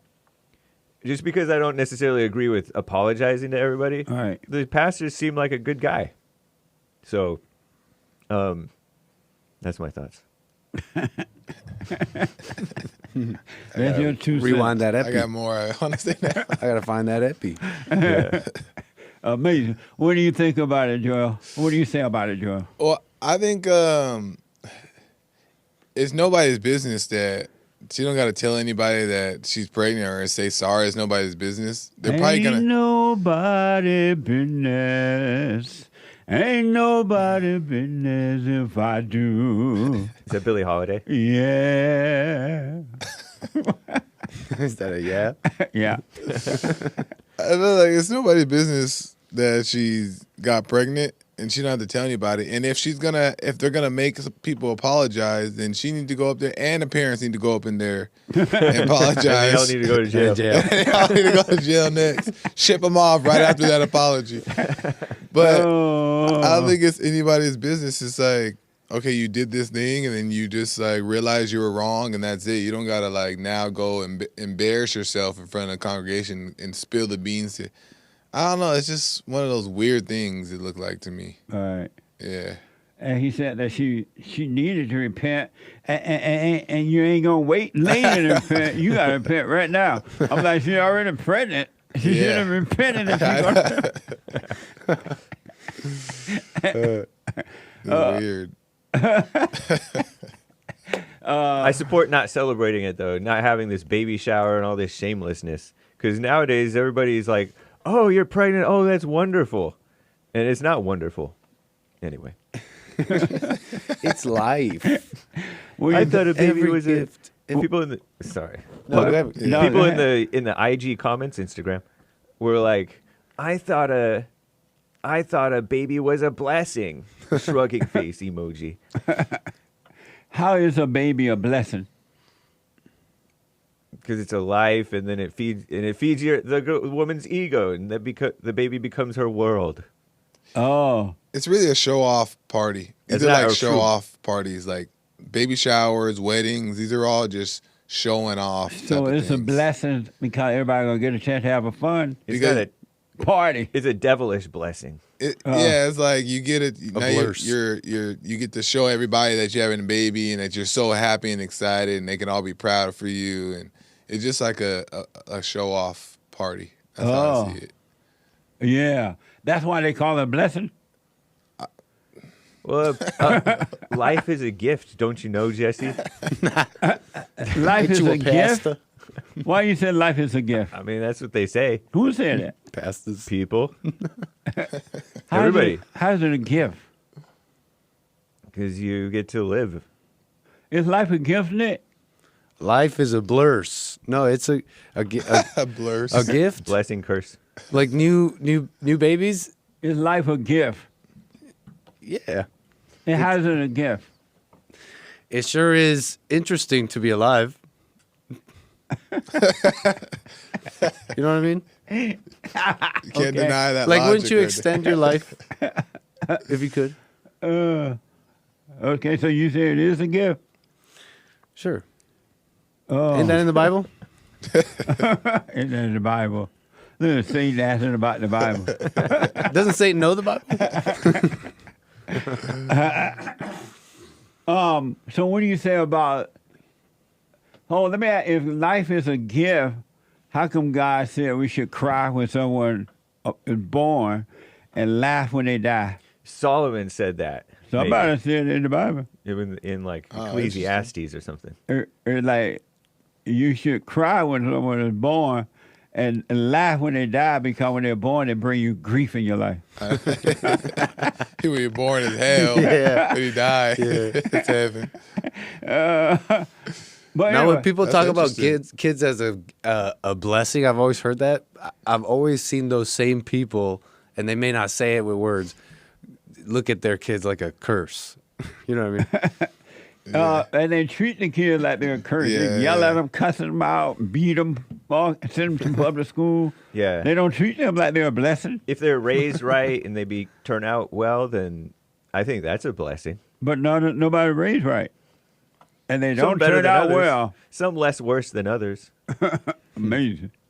So what do you think about the pregnant lady having to Yeah. repent? There's something about, it's like in my mind, there seems to be like almost a fantasy that it's like a nice story where we're a congregation and we're kind of accountable a little bit, and and look, she's got pregnant, and so we're gonna be like, hey, we're not gonna support this but whatever, you're part of the church. But that's just like a fantasy in my mind, I think. I feel like every church I've been to is like every person is worse. You got that person, you got the lady up there pregnant. Every person in that congregation is probably worse than her. I'm waiting for the line of people where they all apologize. You know what I mean? But anyways. Amazing. Yeah. Nah, it's weird. It's just weird. I don't understand it. But maybe that's a black people church thing. Maybe that they try to like hold each other accountable and like make sure everybody's walking in. But all that does is just it just makes people want to be more rebellious. Yeah. So she's probably tired of walking the straight line, and she's 16 or something. And then she found a little boy, and she's like, ooh.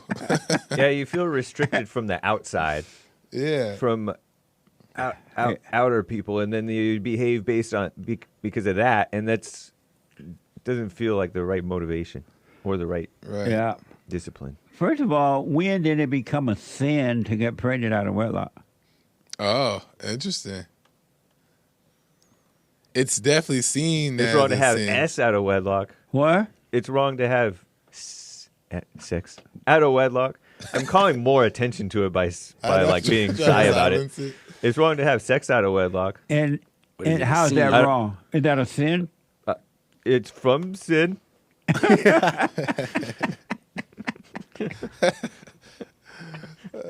are you laughing? I thought that was deep. Is that a sin? And so is that a sin? No, it's just a sign of it. It's like an embarrassing sign of it, I think. So it's not a sin to have, as you say, what do you call it? Have sex out of wedlock. Right. Is that a sin? That's a good question. I never thought about that. It's just seen as a sin, and you kind of think it's a sin because you kind of been taught that it's a sin. Right. But now that I'm thinking about it, what that is just judging something as wrong, and I don't think that's just judgment. It's just judgment. So I don't think it's a sin. I wouldn't call it a sin now that you have me thinking about it. Because the world thinks it's a sin, they're doing all kinds of things to address that symptom, like have birth control, all kinds, get abortions, and all kinds of other stuff to address that ill. They think that it's a social ill, teen pregnancy. Amazing. And teen pregnancy has gone down, but it's not like we've gotten better morally. Well, it's not going down because the team not having sex. Right. They going down because the team having the morning after pill. Yeah. Well, people are having less sex, too, because people are getting more into pornography and all kinds of other things. People are having less sex? Yeah. I don't know if people are having less sex. No, it's a fact. It's a fact. I mean, people are having less sex. Look it up. I think people are having, to me, it seems like, it may be statistics, but it seems like people are having more sex. And the including younger the generations. women. Before, the women used to not have sex. Now the women are having sex like the men are having sex. So I don't know. No, if I'm not it's saying less. that they're more moral. I'm just saying that they're more maybe. Oh, there's a whole lot of like shy people. They're all into pornography. They're separated. They're doing all kinds of crazy things. Maybe. They're Who do you more say into that- sex than ever, but they're having less. Well, is that a sin Nick, to have a baby get pregnant out of wedlock? I'm going to say no and the reason is because I can't even quite explain why it would be. Like, for example, I'm trying to just keep it simple for myself, like almost even logical. I can tell you why anger is so bad. Like, it destroys. Right. It destroys from within. It's and it only comes from within. The problem is not without. But I can't even say why exactly sex out of wedlock is a sin. I can maybe tell you a couple of reasons why it's maybe bad or. Have you ever thought that sex out of wedlock was a sin? Yeah, I've gone in and out of that. I've thought all sorts of crazy things. Oh, yeah. You know, I've thought about everything. But yeah, I've been reading the Bible, especially early on. right. Like, Oh, Lord, the devil reading the Bible. I meant to not been reading the Bible. I meant to say I've been reading the Bible. that's not what I meant to say. I meant to say there's been a time where I've opened the Bible and that thought has come to me. I'm like, is sex out of wedlock a sin? It might be. Amazing. Anyways. That's actually a really good question. Is sex out of wedlock sin? Because you want to automatically think, yeah, it's a sin. But who said that? Where'd that come from? It had to come from a teaching. Yeah. Because nobody really knows why, what makes it a sin if you... And I don't even think anywhere in the Bible it says sex out of wedlock is a sin. It might be, I think they've described some stuff as like you're sinning against your body. Who? Paul in the Bible said something like that. I forget the exact phrasing. I want to, one other comment from you guys about this. Mm-hmm. This is a comment from Melania Trump. Is that Donald Trump's wife? That is. What was that noise? He's just doing a really soft impression of Trump saying Melania. Oh. I was trying not to be disruptive, but I ended up being the most disruptive. That was hate. What? No, I made that noise. Oh, let me hear it. Melania. You sound like Trump. Melania, the First Lady, Melania Trump, sat down on Fox and gave a few points on being a mother and a wife. Watch this from Fox News. I feel that as a children, we have them till they are like 18, 19 years old. We teach them, we guide them, and then we give them the wings to fly. And I always respect Baron's yes and no and what he likes to do, where he would like to be. I don't always agree what my husband is saying or doing, and that's okay. Are you able to tell him when you disagree? I gave him my advice, and sometimes he listens, sometimes he doesn't, and that's okay. My first priority is, to be a mom, to be a first lady, to be a wife. And once we are in on January 20, it's you serve the country. Amazing. Wow. This was a tip that someone sent to us. Thank you for that. What do you think about that? I love that because for one, she's saying that 18 and 19, the kids got to go and she's not doing the spoiling thing. So that was nice. But also I like that she, I think that it's not wrong that you can disagree, but she says it to her husband, but she's also okay with him not taking the advice. So I think that's pretty cool. What do you say, Acre Baby? No, it's just real. This is real. And it's like, I just like that she's just honest, right? She's like, yeah, I don't like what he says. It proves to me that her when she says I just want to obey and do what I'm doing here is kind of a little more sincere. Yeah. Because she's doing it. I can't even explain myself, but she's saying what most people, most women. Talk show host, you got to explain yourself. I got it right here. Most women who even say that I want to just be the woman and obey, they feel like Melania though, where they would like to say what they really think, even if he doesn't listen, and they're glad that he won't or he does.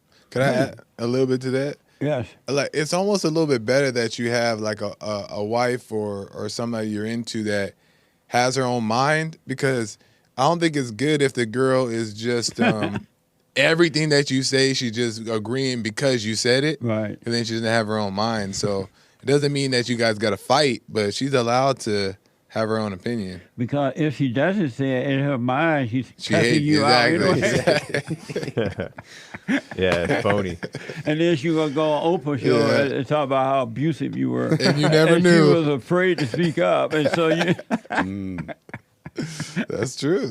She got her own thing. That's why I love her. What do you say? So what do you say about that hate? You guys are getting fooled by this woman. You notice that she said 18 or 19. She's trying to drive a little wedge to like hold on a little bit longer than she's supposed to. Don't be fooled. Maybe. Yeah, I don't know. Like, but I like that she's saying mostly the right thing. Yeah. The right thing. Yeah. She's being ladylike, and that's nice. And she has a cute accent, and she's pretty. Amazing. I love what she said. Of course, you don't know what really goes on behind closed doors, but I wonder, is she thinking that way because Donald Trump is strictly old school? And this idea about the kids have to leave, especially boys at 18 or 19, they do give you a little bit of chance being 18 and 19, James. They don't throw you out. They don't just say, you 18, you gotta go. You can't wait. 18 or sooner. They do give you between 18 and 19, right? But you just can't be a at little home. space, Right. Come on. I'm just trying to pretend to be a Nazi about it. James, Do you love your kids or do you not? But I'm wondering if she think that way because she's been with Donald Trump and that's how he rolled, or was she raised that way too? To think, because that's so true. Yeah. She watch over the kids until they're 18, 19, they're out of there. I like that. I like the fact how she listens to her husband. She knows her part in life. And yet, she speak up. And even in the good old days, the women would speak up. They would like just not say anything. Right. But they didn't go, oh, you're oppressing me and blah, blah, blah. They didn't press the matter. Right. They didn't, right. They didn't drive him to slap her. Yeah. Am I cutting you off? No. I can almost tell that the reason that she speaks up like that is because she knows that Trump would do what he sees as right no matter what. Uh-huh. And that orders things. I wonder if she was even always like that. I wonder if she's been tamed over the years in a sense. Yeah, I'm wondering if it's because she's married and it's really to Trump's influence. Yeah, a lot of people, and it's crazy It's like to the see best that. you can ask for is what I'm trying to say. Right. Sorry, go. Yeah. It's crazy to see that a lot of people don't like Trump, but if you just pay attention, you see these little details, and you can see that something's going right in the home. Yeah. They didn't like Jesus either. So. Yeah. It makes me think about how the people speculate and gossip and slander Trump as having slept with the dirty video woman back in 2005, supposedly when she was pregnant. Right. And there's really no proof of that. But she can look at Trump and then look at these people who are pretending that they love her, and she's going to stay with the one who actually loves her. Right. Absolutely. Yeah. What a mess. I love that video. So thank you. Someone, I forgot who made that tip, but we appreciate it. Nice. Kristen did, the editor of the Fallen State. Thank you, Kristen. Right on. Amazing. Let me go to John. The liberal women going to hate this woman for saying that. They don't want her to be a woman, to be obedient to her husband. Let me go to the busy phone, and then I want to get back to the super chat. Let me go to Danny out of England. Heard around the world by everybody and their mama. Danny, welcome to the show. You're on the air. Hello, Jesse. Hey, Danny. Jesse, I just want to make a quick comment about the sex. What we're seeing a lot nowadays. Okay. I think a lot of young men in England, and I think over in the USA as well, take a lot of steroids. It's very common, and the steroid lowers your consciousness, but it also will higher your testosterone for want to go out to have sex. But it's an unconscious level because it's not a natural rise in the testosterone. It's artificial from all the steroids. Well, that's what happens when we go from it's very common now. When we go from norm to abnormal with that, it brings out all type of everything that's wrong. That's why we have to go back to treating that in the right way. We have to, men and women have to keep it to themselves. Don't be putting about your sex life out in the public. It's between you and your husband, and it's not for pleasure. It's for making babies. But if it's done right, it will work out very, very well for you. It's just we're in a fallen state, Danny, like I've never seen before, and it's just bringing out the worst in human nature. Definitely, yeah, I can see it. Yeah. Okay. Yeah, my main reason why I rang you, Jesse, was you spoke to a bloke yesterday called Eric. He's having some issues with his son about being disrespected. Oh yeah, I remember that. Yeah.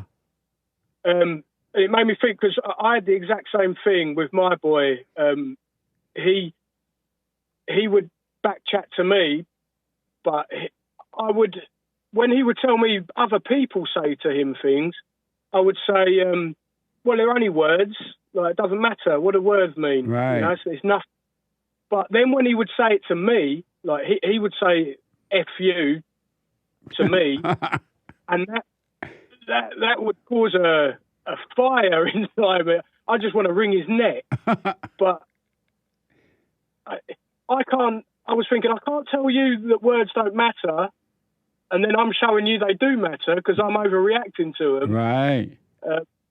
Yes, it's nonsense. Ridiculous what I'm telling him. So I really had to, after doing all the process that you used to talk about, I sat my wife down and I said, if you don't obey me, I'm going. So I had to get everything in order, drop the anger.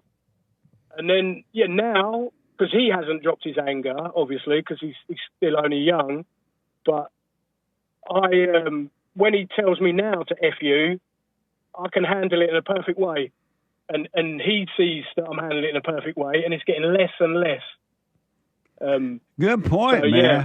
Yeah. Amazing point. That bloke, Eric, if the anger is everything, because once you lose that anger, I mean, the ego just goes because the anger goes. I used to think I took away the ego, but obviously I can't take it away. God took it away. Yeah. And I'm not a Bible basher. I've never read the Bible. I don't know anything about that. But I can clearly see that God has taken it away. So now I can just handle it perfectly. Yeah. When I was growing up, there is no way that I would have spoke to my father in that way, F.U. and all that kind of stuff, or my grandfather. And the reason for that is that fathers at one time carried themselves in a way where you respected them in the right way. You just respected them, and they would not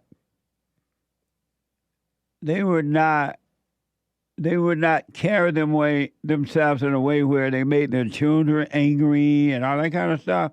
But today's fathers, because they're beta men, they worship the woman, they don't correct their wives and things like that.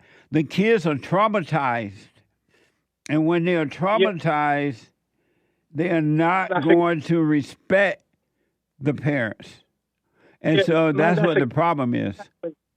Yeah, exactly what happened, because my father's father was in the war, and he overreacted to that and was traumatized by the war. So my grandmother destroyed my dad, and then so my dad had a lot of anger. Yeah. And when I told my dad to F you once, and I went flying across the room. Yeah. But I present him for that specifically, but I could see that wasn't the right thing to do. Right. And afterwards he would feel terrible. And then when I used to overreact to my boy afterwards, I used to feel terrible, like, oh, damn, I should, like, the devil beat me there. I couldn't control it, like, right. Yeah. So you don't feel good after doing it. Now, once the anger's gone, it's just done with perfection, like, absolutely. Yeah. Amazing. Yeah. But one other thing, what I want to say, Jesse, my boy's he's 9, and I was wondering, he understands. He says to me, he'll ask a question, and I'll say, well, everyone's got anger, mate. Like, that's what they're doing. And he'd say, yeah, but you haven't, have you? And I'll say, no. But I don't know whether to sit him down and to explain to him why he's got it. Because I didn't protect him, because I had anger, because I put the B in beta when he was younger. Right. So what I recommend is that he's 9 years old. He's going to start asking you about anger. Now that you mentioned it to him, you told him everybody have it, and not to have anger. Hey, son, don't get angry. Speak up, but don't be mad. As he get older, he'll ask you more and more about it. You'll be able to explain it more, and he'll be able to understand it. Yeah, so don't bother sitting down now to say sorry.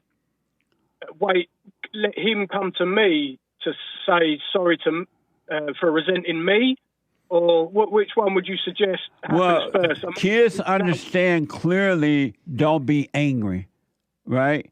And you can say, you know what? I used to be angry, and anger is not a good thing. You become like what you're mad at, and you can little things like that. Don't you see that you become like your mother? Or if you've been angry and he resent you, you'll be coming like me. Just little things. Keep it very, very simple. And as they get older, you'll be able to have a deeper conversation with them. But for children, you got to keep it simple. Don't fill their head with knowledge. Yeah, that's what when I was praying on it. That's exactly what I was coming up with. Yeah. Because it's. The only issue is when I say to him, like, don't get angry. If you'd have told me back before when I, don't get angry, I don't want to get angry. Like, he doesn't want to get angry, but he doesn't know the formula to not get angry. Well, that's why you can say to him, learn to speak, you speak up, but don't get angry, don't get mad, because you become like whomever you are mad at. You become like them. Yeah. And if you stay present, though, if you stay conscious, you stay present, the truth will give you the words to say to him. You don't have to worry about that. The words will come naturally. Yeah. That's what's happening. Yeah. That's what's happening, mate. Amazing. All right. Thank you. Amazing call, Danny. You're the best vicar I've ever listened to. You're superb, mate. And all the lads that work with you, top notch. Keep up the good work. We will, and thank you for your support. I appreciate it. Lovely.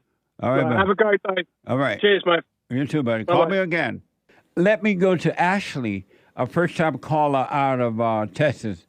Ashley, welcome to the show. You're on the air.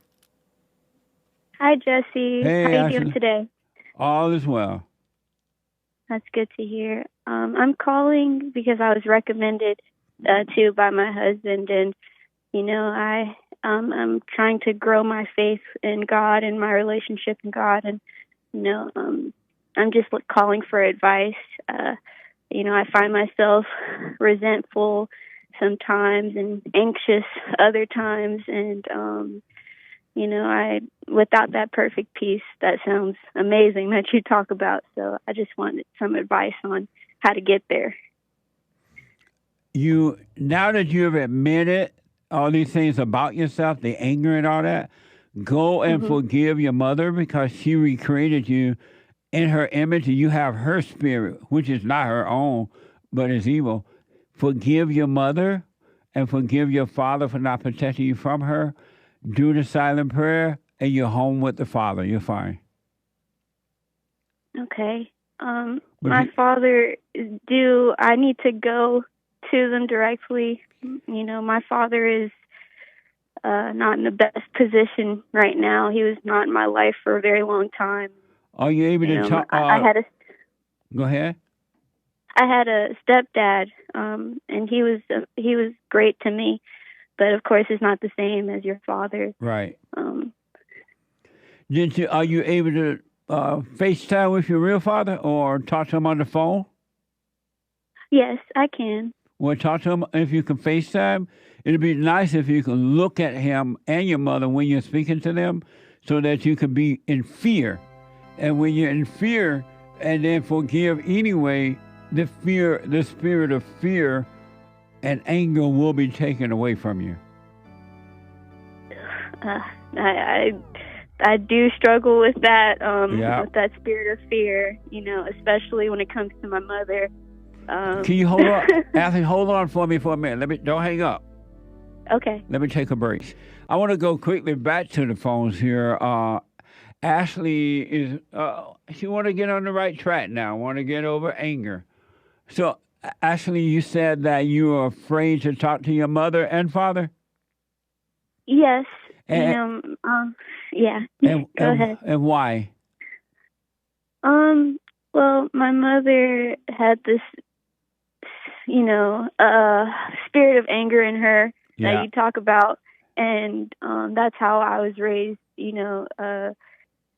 By that, I feared my mom's punishment, and she never, maybe once she did spank me, but I feared that anger that she would give me because her love was very conditional. I noticed it when I became a mom myself, that, each time that I went against her or did something that she advised against, Yeah. I lost a little piece of her each time. And so I am scared to talk to my mother. I'm scared to talk to my father because,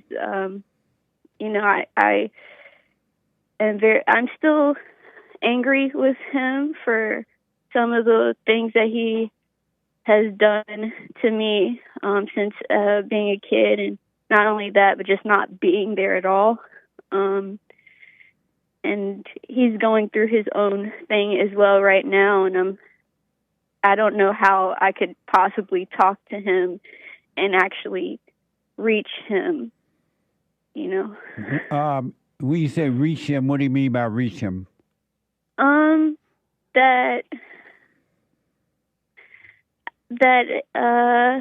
That he'll even apologize, but I don't even know if I need that either. So I don't know. No, you don't need him to apologize. If he does, it's fine, but you don't need it from either one of them. You need to forgive them so that God can forgive you, and you will stop playing God. You won't judge yourself or anyone ever again. You will eventually come out of your imagination and stop worshiping the devil. You'll be a free woman. Listen, you have children?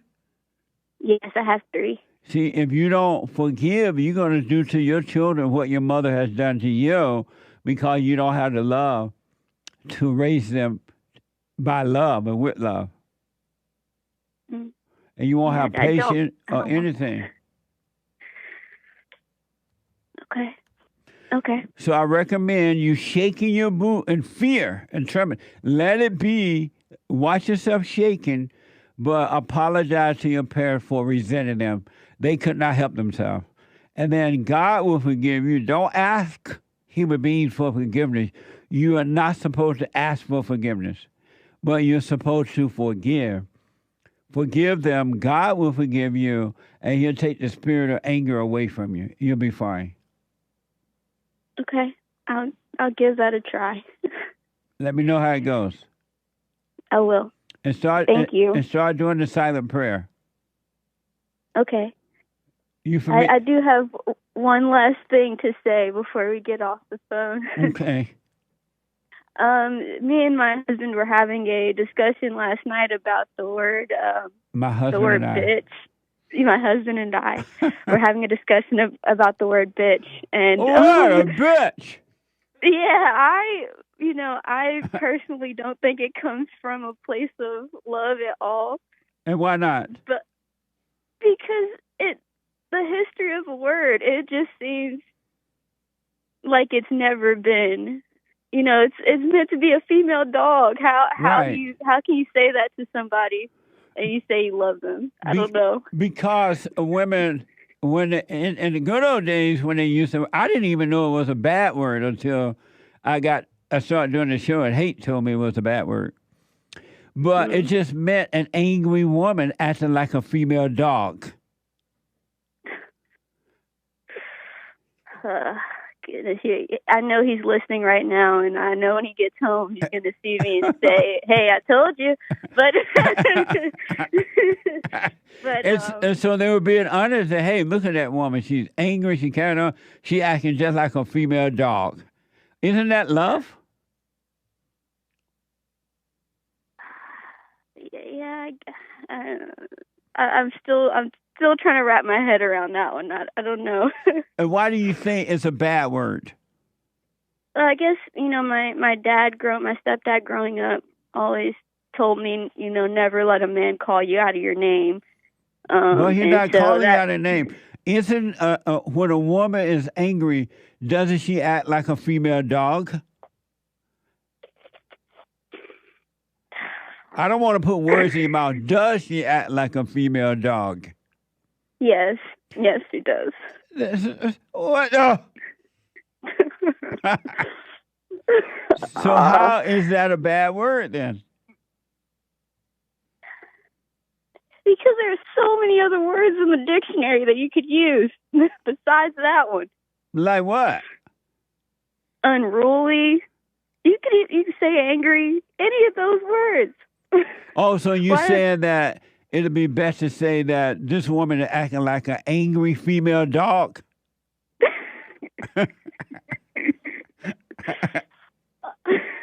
Yeah. Okay, you might be convincing me here. I really didn't. I think the liberal women have made that a bad word because they don't want to be reminded that they're acting like a bitch. Because if you say you're acting like a bitch, you got to check yourself then. You know what I mean? That's going to be painful Yeah. to the ego.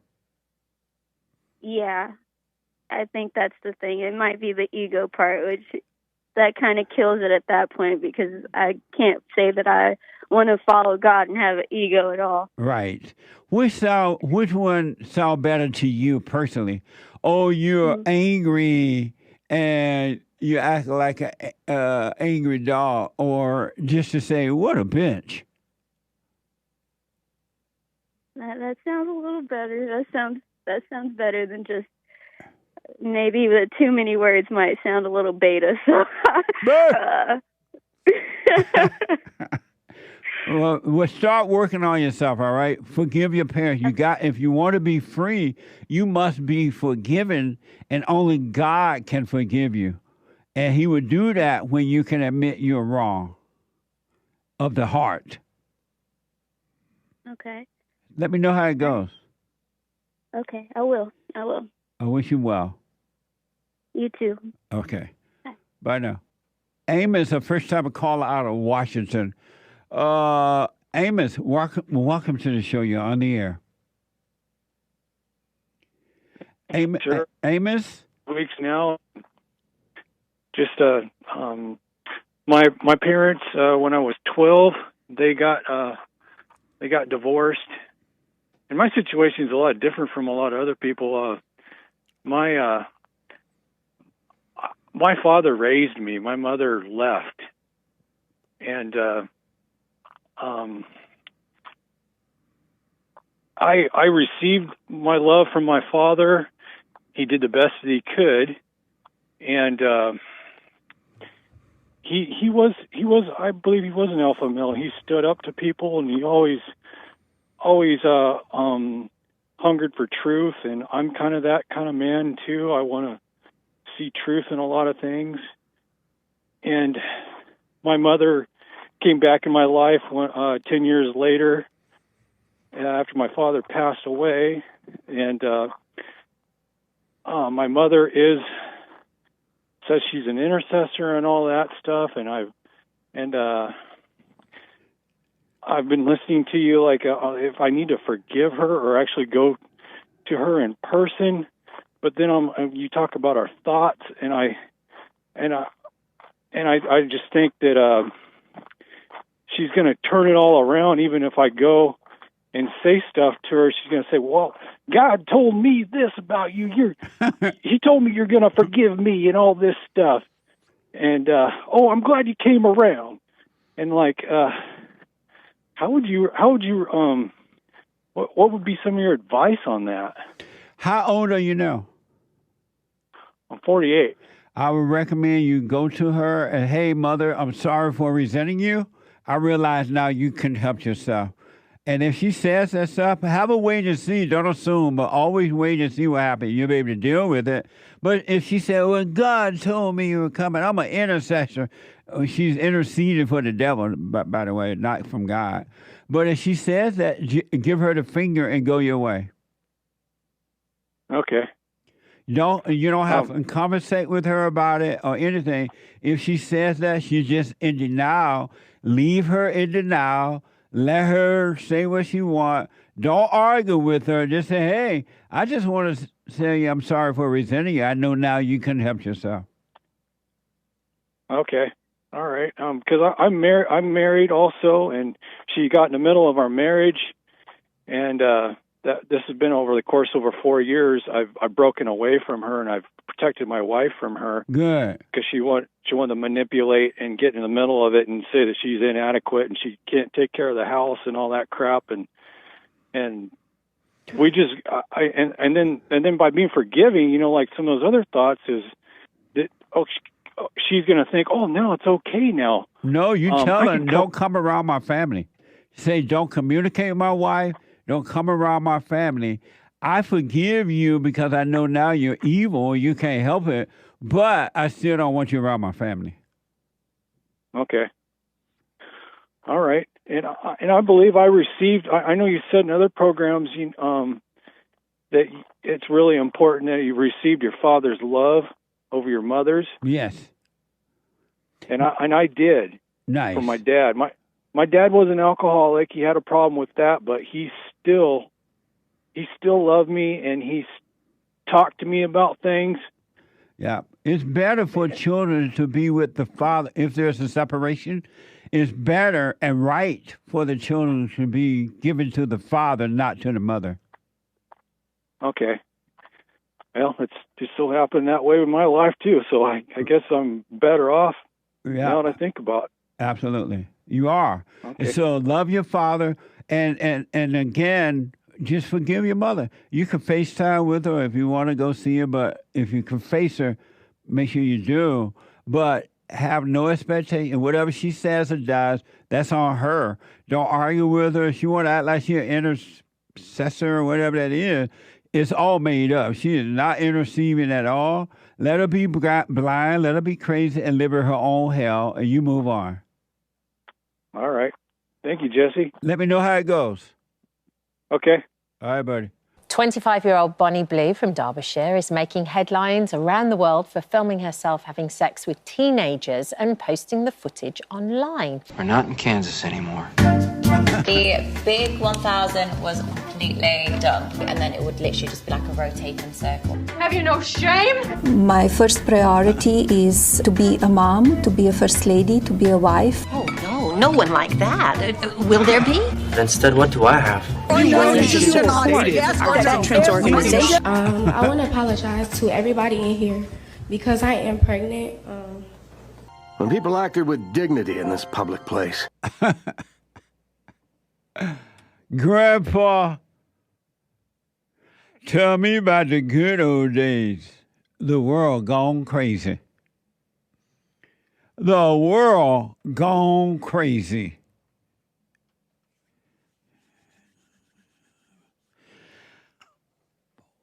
What a mess. This is hell on earth. You don't need to worry about going to hell. You're already in hell. I would be concerned of how do I get out of hell if I were you. But do what you want. How do I get out of hell? You know, I was thinking, reflection, and I was speaking of getting out of hell. I was thinking about how this journey of getting out of hell is a very, very, very important and interesting journey. And if you stay with it, just travel through that hell, you can get out of it. It's really easy to get out of it right now, but it's difficult because most people have identified with hell. Most human beings, all human beings really, until they start to work on themselves, have identified with hell, and they call hell home. But I was thinking about how you can tell people about the journey or suggest that, hey, if you want to overcome your hell, here's the way out. And some people get really excited about it. And they're like, wow, I'm going to do it. I'm going to get it. I'm going to work on myself. I'm going to do it. And they start working on themselves. They give testimonies and things about how they're working on themselves and what they're learning and blah, blah, blah. And then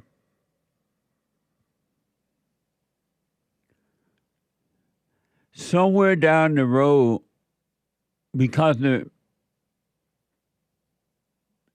on this journey to overcoming hell, your enemy within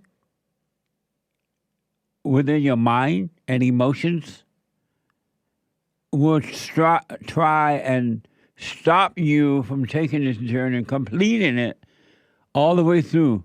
They're trying to stop you. Not only your enemy within you, but your enemy is without you too, on the outside of you, inside of other people. They will try to stop you. The enemy within you will give you reasons to stop. He will suggest his little demons, the big devil and the big little devils, they will suggest all type of reasons why you should, do this, do that. It's not working this way. You try that. And if you're not watching on this journey, you will find yourself letting go. You stop. And you'll be convinced that you told yourself to stop. You will be convinced that you made up a reason why you need to not go to a meeting or not participate in this or that. You would think you made that excuse up because you heard his voice telling you that. And it reminded you that you've been trying to do other things to get out of hell and then whatever, right? But if you listen to that voice, and most people do, you'll stop the journey and you'll stay in hell. And then you'll make up reasons why you're in hell, but you'll call it heaven. It's so interesting to me. It's like working on yourself is the most important, fun, peaceful thing you can do for yourself. If you want to do something for yourself, work on yourself. Do something that's worthwhile. Because everything else you're doing is not worthwhile. It's a waste of time. You think it's worthwhile and important, but it's really a waste of time. The battle is a spiritual battle. You were put here on earth. Why am I on earth? What's my purpose for being on earth? What's my gift? What's my talent? Why am I here? You're here to overcome hell. You're here to overcome hell. Christ came to conquer hell so you can walk out the gates of hell. I understand most people are not going to walk out the gates, but the gates are open. The gates are wide open.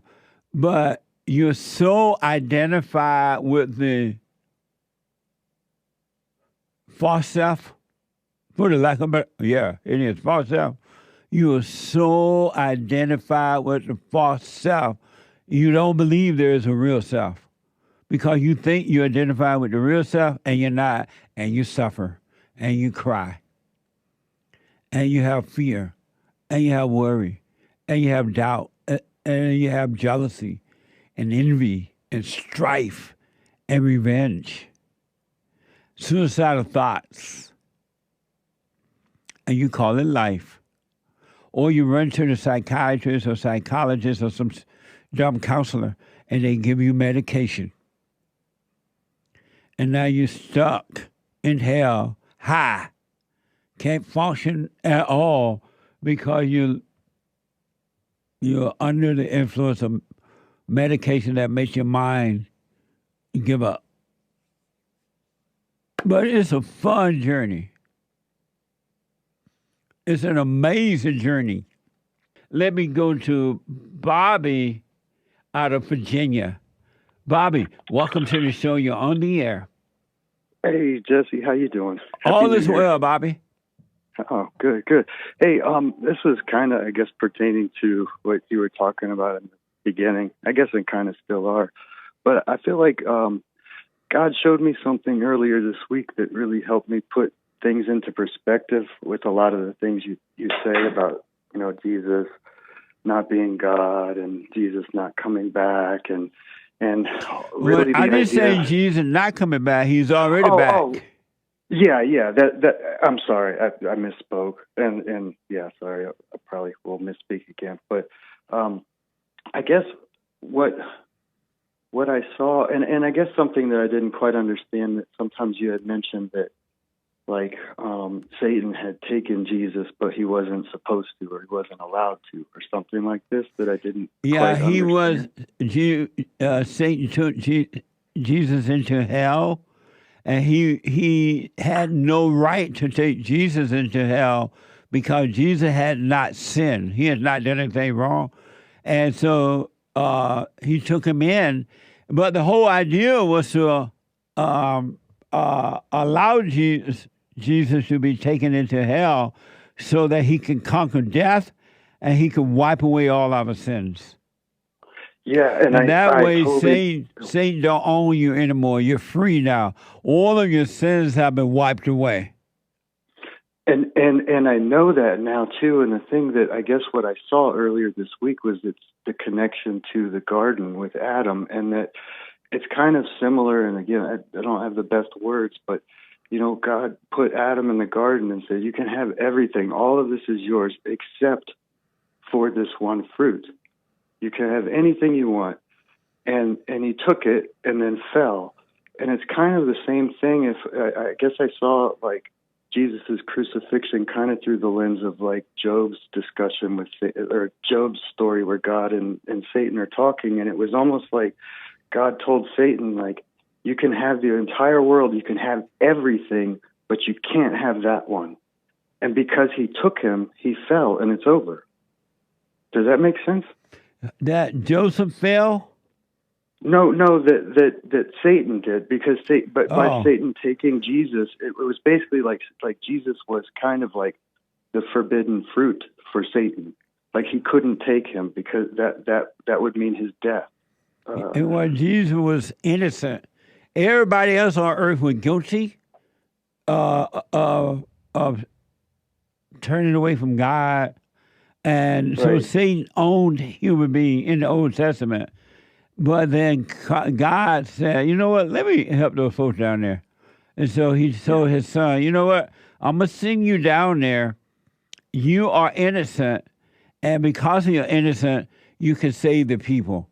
And I'm going to send you down there. I'm going to allow you to go into hell. And so you can conquer death and defeat the devil so the people can walk out free. And in the garden, God didn't want Adam to eat from the tree of evil, the knowledge of evil, because Adam only knew good. He did not know good and evil. He only knew good. He only knew God. And he knew that if Adam should eat from the tree of good and evil, that Adam would become aware of good and evil, and it would give Adam a God-like complex. He would think then that he could judge, he could make decisions.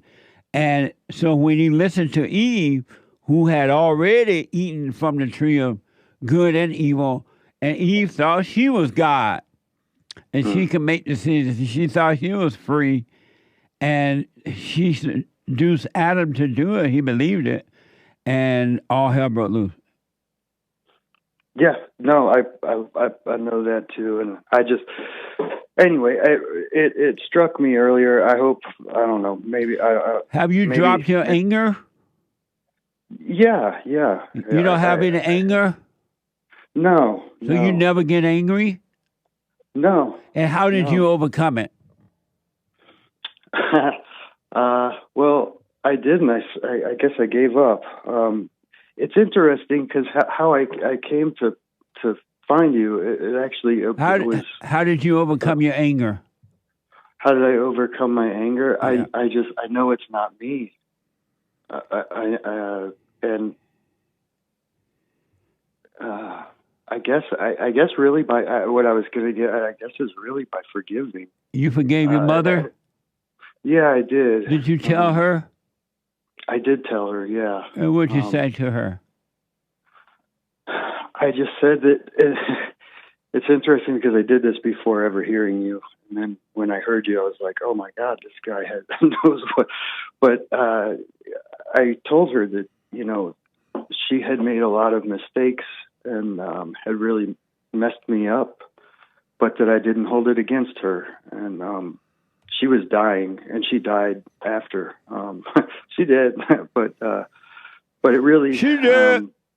Yeah, I don't even know. That's something else, too, is I don't even know if she heard me. She was unconscious. I watched her shrink and die for like 2 weeks, by her bed, and I knew in my heart I needed to forgive her again, even before hearing you. Amazing. And Well, I thought I had, but it wasn't, anyway, so. Well, you stay with it, man. Work on it. Don't give up. Don't stop. You stay on this path, that straight and narrow road, and it'll be amazing if you stay with it. I am having some issues maybe with my dad, though. I don't know. Have you forgiven him? I think I have, but have you forgiven your father? I don't hate him, but I see how weak he is. Have you forgiven your father?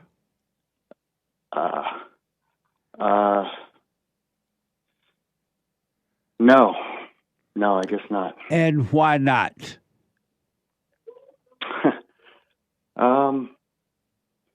I told him I wanted to come and talk to him. I guess I just haven't gotten to it yet. And why haven't you forgiven your father? I guess it's just I just have to go to him. He's in the next state. I want to do it in person. I feel like I understand what that he can't help himself. It's just my family's crazy. Nobody loves anybody. Everybody's using each other, and I know that sounds like I'm judging. I'm not mad about it. It's just it is what it is. But right now, it's just he's asking everyone for money. It's kind of bringing something into the forefront. I thought I had dealt with it, and now. How old are you? 46. And why haven't you? You said you've been listening for a while. Why haven't you gone and forgiven your father? I guess what I thought well, no, I guess I can't even say. I don't want to lie.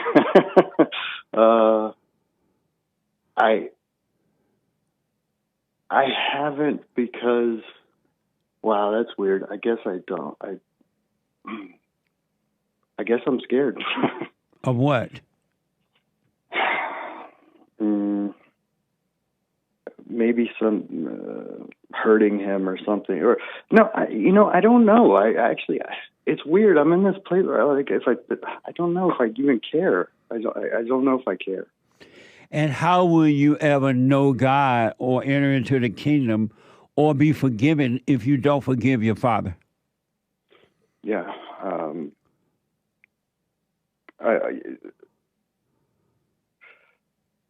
I won't. But, now it's like, I love this. Like, I'm all confident. Yeah, I don't have any anger. I love God. I want the Father, And so you know that you're not going to enter into perfect peace if you don't forgive your father? Yes. And so you okay with being in hell? Because anyone that doesn't have perfect peace have hell. They're unhappy. They're miserable. They're afraid. They're lonely. They're suicidal. They're revengeful. They're nasty. And so you okay with living in your hell? No, I mean, apparently that's the thing. I guess that I'm having to come to face with is that, yeah, I guess I love it. Although I don't, it's this weird thing. Like I smoke a lot of pot, and I think somehow that like that's connected to forgiving my father. And maybe once I forgive him, then God will take that away from me. And just thinking all this stuff. So then I just tune out. I just, you know what, back to what's in front of me. Forget all that, and just, be present. I don't Because of time, I'm gonna have to run, but you're not gonna. Sure. You're not gonna ever be free, Bobby, until you forgive your father and your mother, because you're never gonna know the Father. You're never gonna know God until you forgive His Son. And your father may or may not be a weak man, or maybe he's still a son of God. And when you don't love the Son, you're not gonna love the Father.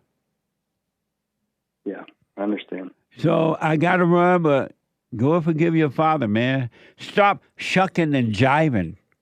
That's what I'm doing, man.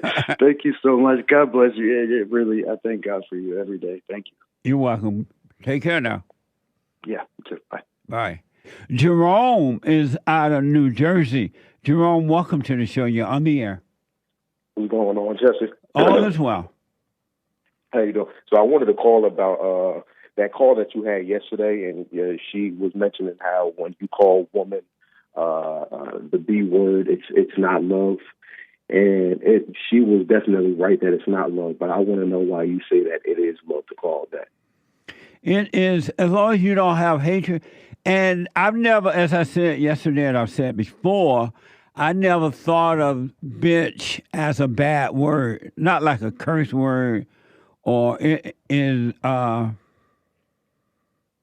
or anything like that, right? It was when women be acting out, angry or whatever they're doing, they would say, "Look at that woman; she's acting just like a bitch," meaning an angry female dog.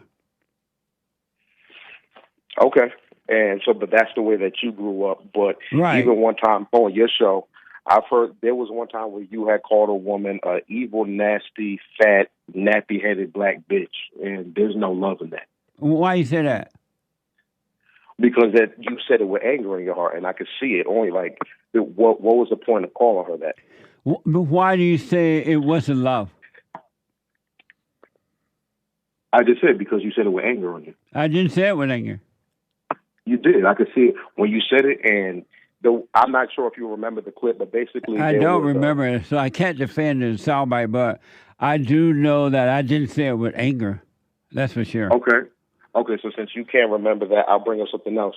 If you remember a while ago, Donald Trump had went and he had spoken to the National Association of Black Journalists. There were like two black women on stage talking to him. And, the one woman, when she first came on, it was just a few months ago, right before the election. Oh, yeah, I remember that. Yeah, the woman came and, she had instantly, went at him. And the way that Donald Trump, handled that woman was so great. He didn't get angry. He didn't call out her name. He didn't raise her voice. He verbally disarmed her just as a man should. And you covered the topic on your show, and Donald Trump handled it so well, but when you spoke about it, you called her a bitch. And I'm like, well, you have Donald Trump that handled it so perfectly, and then when I listen to JLP, he shows you exactly how a man should have handled this situation. What, so you said Donald Trump handled it right, situation right? Perfectly. Right. But I wasn't in the situation. Donald Trump was. But exactly, that's my point. What's your point? That why did you have to call her a bitch? Because that wasn't necessary. She was acting like a bitch. She was nasty, and you could see that she hated Donald Trump, and she didn't try to interview him the way a real interviewer. And I understand she was black, so that it was a DEI woman, but she didn't interview him the way a real reporter would interview you. And so I was in the situation. Donald Trump was.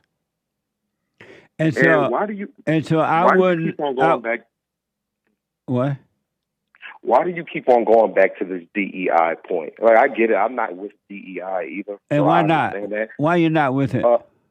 Because it should be the whatever role, position, governmental office CEO, it should be the best person for the job, not because of who you are, Right. your color, or your gender. The most qualified one. That's why I keep going back to it, because in my country, we have spent so much money on an unnecessary program, DEI, that's only hurt the country and not help the country at all, because they're hiring these black people based on their color, everything is falling apart. Service is no good anymore.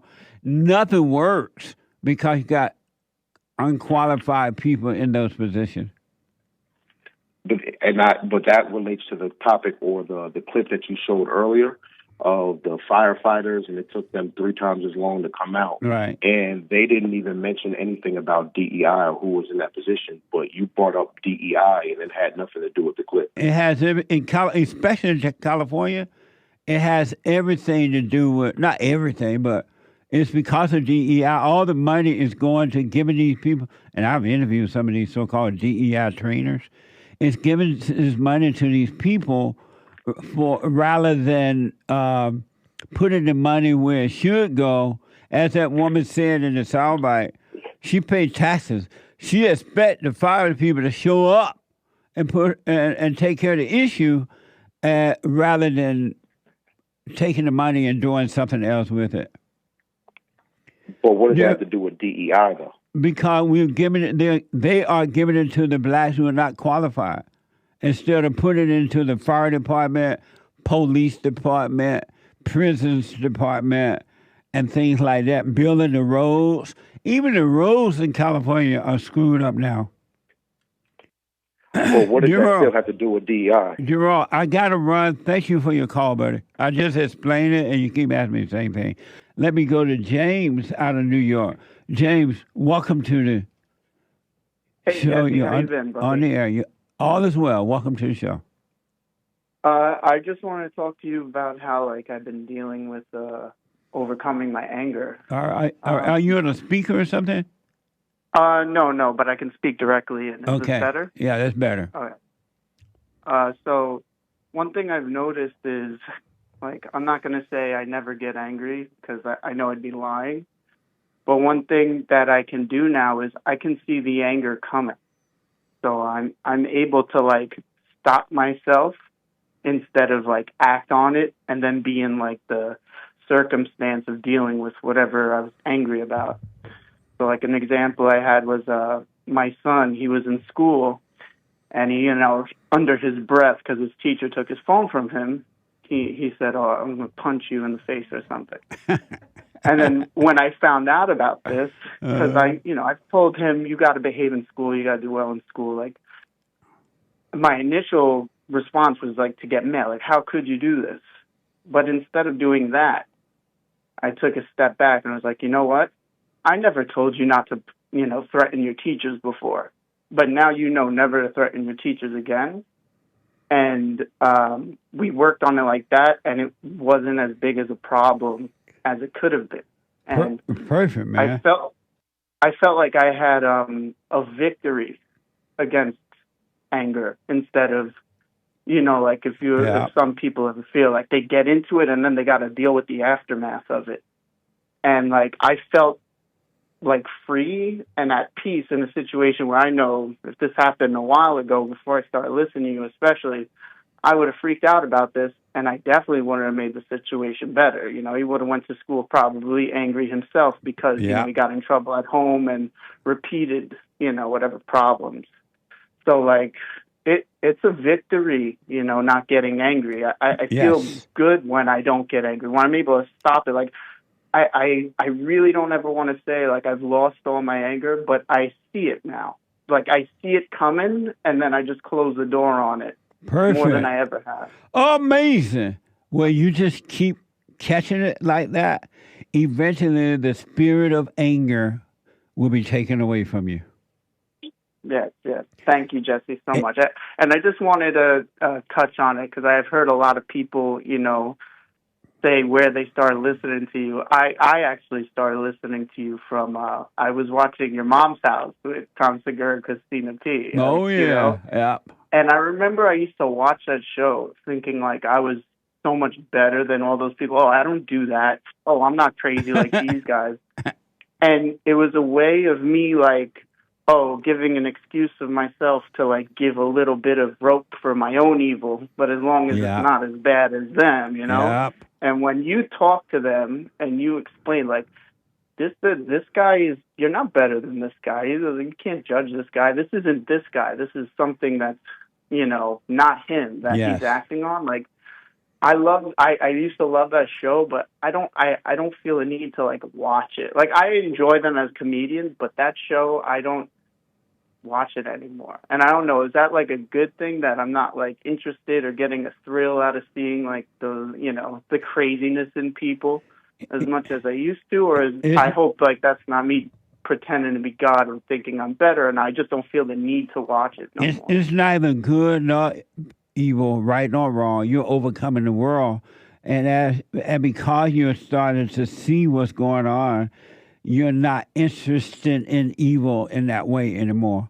So you're not going to be attracted to the stuff that used to give you thrills and that was attraction to your ego. That is going to change automatically. Yeah. You'll get to the point where TV will become so boring you wouldn't even turn on your TV. Yeah, 100%. But thank you again, Jesse. Yeah, I just want to, reach out to you and thank you. You definitely helped me overcome, like, so much stuff, and I appreciate all you guys at the studio. Right on. Well, you stay with it, and continue to watch and catch it, and everything. Deal with your whole mindset like that. You will have a clear mind. Stay with it.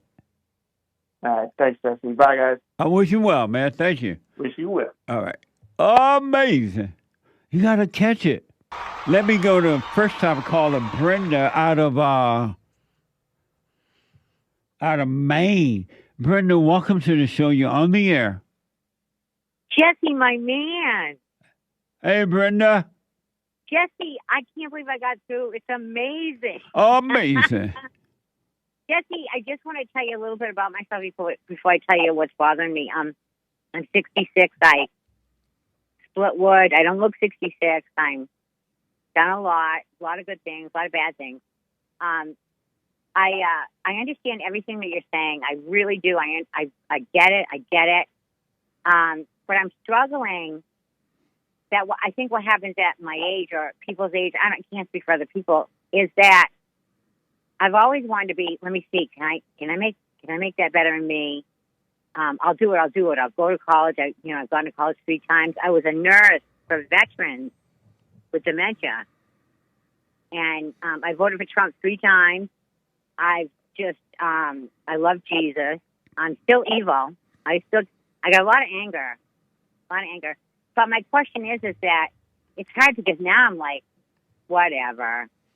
It's kind of like, well, I'm 66, whatever. So, you like that, huh? I don't. It hurts. I'm sad.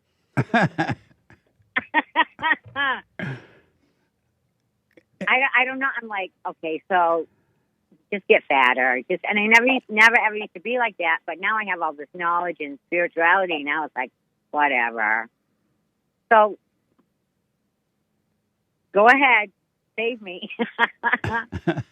And your question for me is what? Well, I don't have that. Oh, okay. So that's how you do it. That's how you can change. I'm gonna do that. I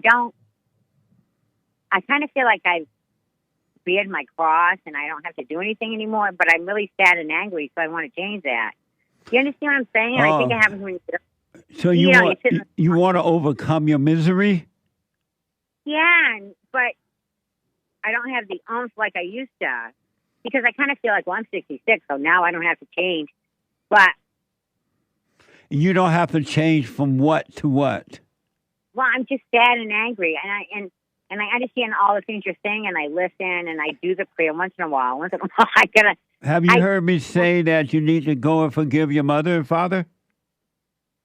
I did, and I do sometimes. Yeah, it's like 50-50. Yeah, I've forgiven them this day, but on the next, I'm like, my foot's half in and half out. Have you gone and forgiven your mother?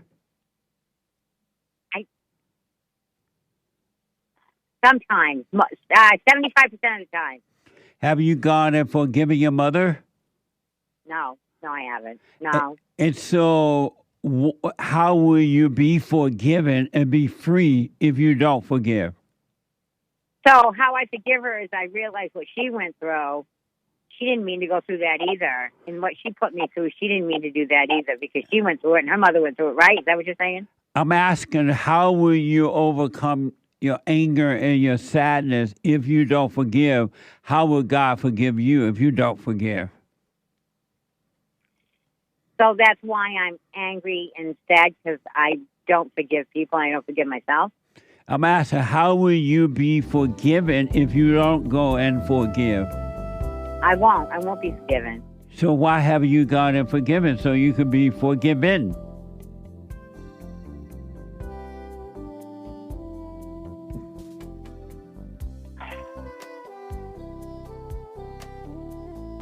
I don't know. I don't know why I'm holding on to this anger. I'm so...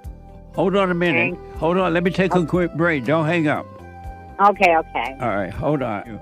I want to go back to Brenda, first-time caller. So, Brenda, how will you be free of your anger if you don't go and forgive your mother? Brenda? I'm here. I'm just thinking, I've worked so hard to stick up for myself and set boundaries and defend myself with this anger that if I let go of it, I'm afraid I'm going to get used. I'm afraid if I forgive and stop being nice, I'm going to get used again. And I've worked so hard at. But if you notice, everything you have done to try to make your life better has not worked, and it will not work.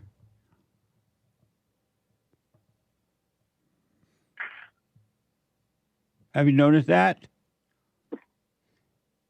Well, some ways it's really, really good because I've worked it spiritually, you know? I mean, I've really, some things have been, but relationships, no. I mean, with your relationship life has not worked, and your spiritual life has not worked because you have not worked on your spiritual life. You have not forgiven. Yeah, and it's really painful because it's like now that Trump's finally in, it's like, great, no more women's movement. Men are going to be men again. The truth is back. Look at this movement. It's a golden age. It's going to be rough, but it's going to be so beautiful. And I've waited for like 30 years for this to happen. And my grandsons are going to grow up to be men now again. They have a chance. But even with the Great White Hope being, even with the Great White Hope being in office, you're still going to be miserable because you have anger. I know. I remember at 3 o'clock in the morning when I was watching Trump got in. It was such a spiritual thing, and I was crying, and I couldn't believe it. My daughter called me. She goes, "Mama, he got in." I go, "I know." And for like 2 weeks, I was higher than a kite, and then I kept saying, "You're still going to be angry." Yeah. And so how will you be free if you don't go and forgive your mother? I don't know how. I can't say I don't know how. It was just, Jesus, this anger just protects me so much. And who is the anger protecting? Me. And who are you? I can't say I don't know. After listening to you, I don't know who I am. I have no friggin' idea who I am. So then how do you know the anger protecting you if you don't know who you are? Why do you say it's protecting you? That's a good one. No, that was a question. Oh, I'm sorry. Say it again because why did you say the anger is protecting you when you don't know who you are?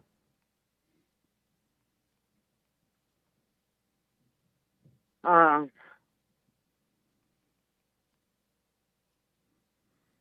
just want to say again, it's protecting my boundaries. That's just what I don't know. That's just what's coming out. And how is anger protecting your boundaries when you're so miserable, unhappy? How is an unhappy spirit protecting your boundaries? And you're unhappy. It's not making you happy. It's not giving you peace. How are you being protected by anger?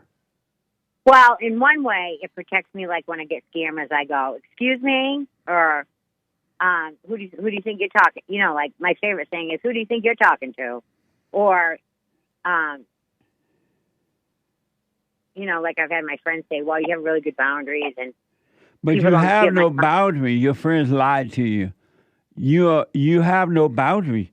You're not protected by anger. That's an illusion. I'm not protected by anger. That's so interesting. So it's not really protecting. Not no, at it's not. all. It's keeping you in hell.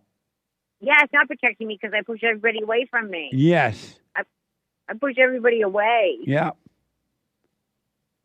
Which is so weird because it's like, wow, I have. So how will you become free if you don't go and forgive your mother?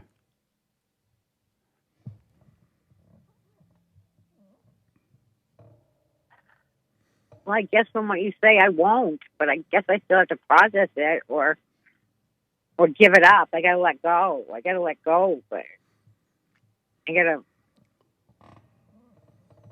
What you resist persists, you know, and it's like that's my favorite thing. What you resist persists, and if I keep what you say? What you what? What you resist persists. What does that mean? What you resist, it's but it's not.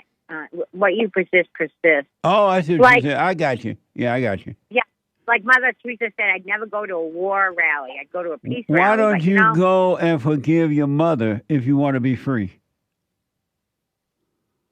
I guess I don't know how to do it. That's weird. How about Mama? I'm sorry for being angry at you. I'm sorry for hating you. I realized you couldn't help yourself. I become like you, and I can't help myself. I am. I ended up just like her, and it makes me want to throw up. You become like what you hate. Every man and every woman is just like their mama. They became what they hate. Every human being, not just one, but all. Wow. So your mother's still living? No, I'm 66, and she died about 10 years ago. Oh, I see. She was here. So why don't you realize, just as you can't help yourself, you're being controlled by anger. She had the same spirit, and she got it from her mother. Why don't you realize that and let it go? Forgive her. Fear. I'm afraid to let it go. Let go. You're afraid to let hell go? I know. That makes sense, doesn't it? That was a question. Are you afraid to let hell go? Well, it seems that way, doesn't it? Are you afraid to let hell go? Yeah. I guess so. So you love your hell? No, I don't, or I wouldn't be calling. If you didn't love it, you let it go. Jesse, I'm 66. I've never done that.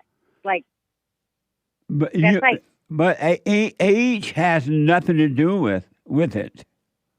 Okay, so that's in God's eyes. You're not 66. His time is not your time.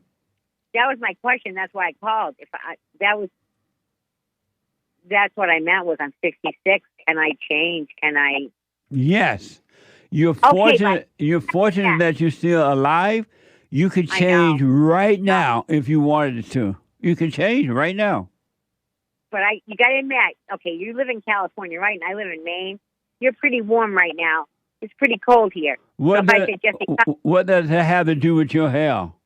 Because if I said, Jesse, come here right now and take care of yourself, because I live off grid. You know what living off grid is? Living off the grid, yes. Yeah, I love it. I choose it. I have a really gorgeous life. I chose this. But that's like saying, Jesse, come here. Do it right now. It takes some adjustment for you to do it, right? That's what I do. But it doesn't take but a minute for you to let your anger go.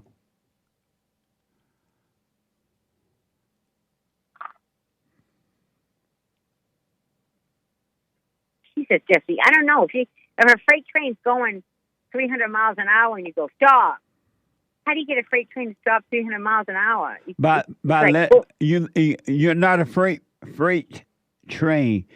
You can overcome your anger right now if you're willing to forgive. It doesn't take but a willingness, admitting that you're wrong for holding on, for being angry, identifying with evil, because that's what angry people are doing. They're worshiping evil.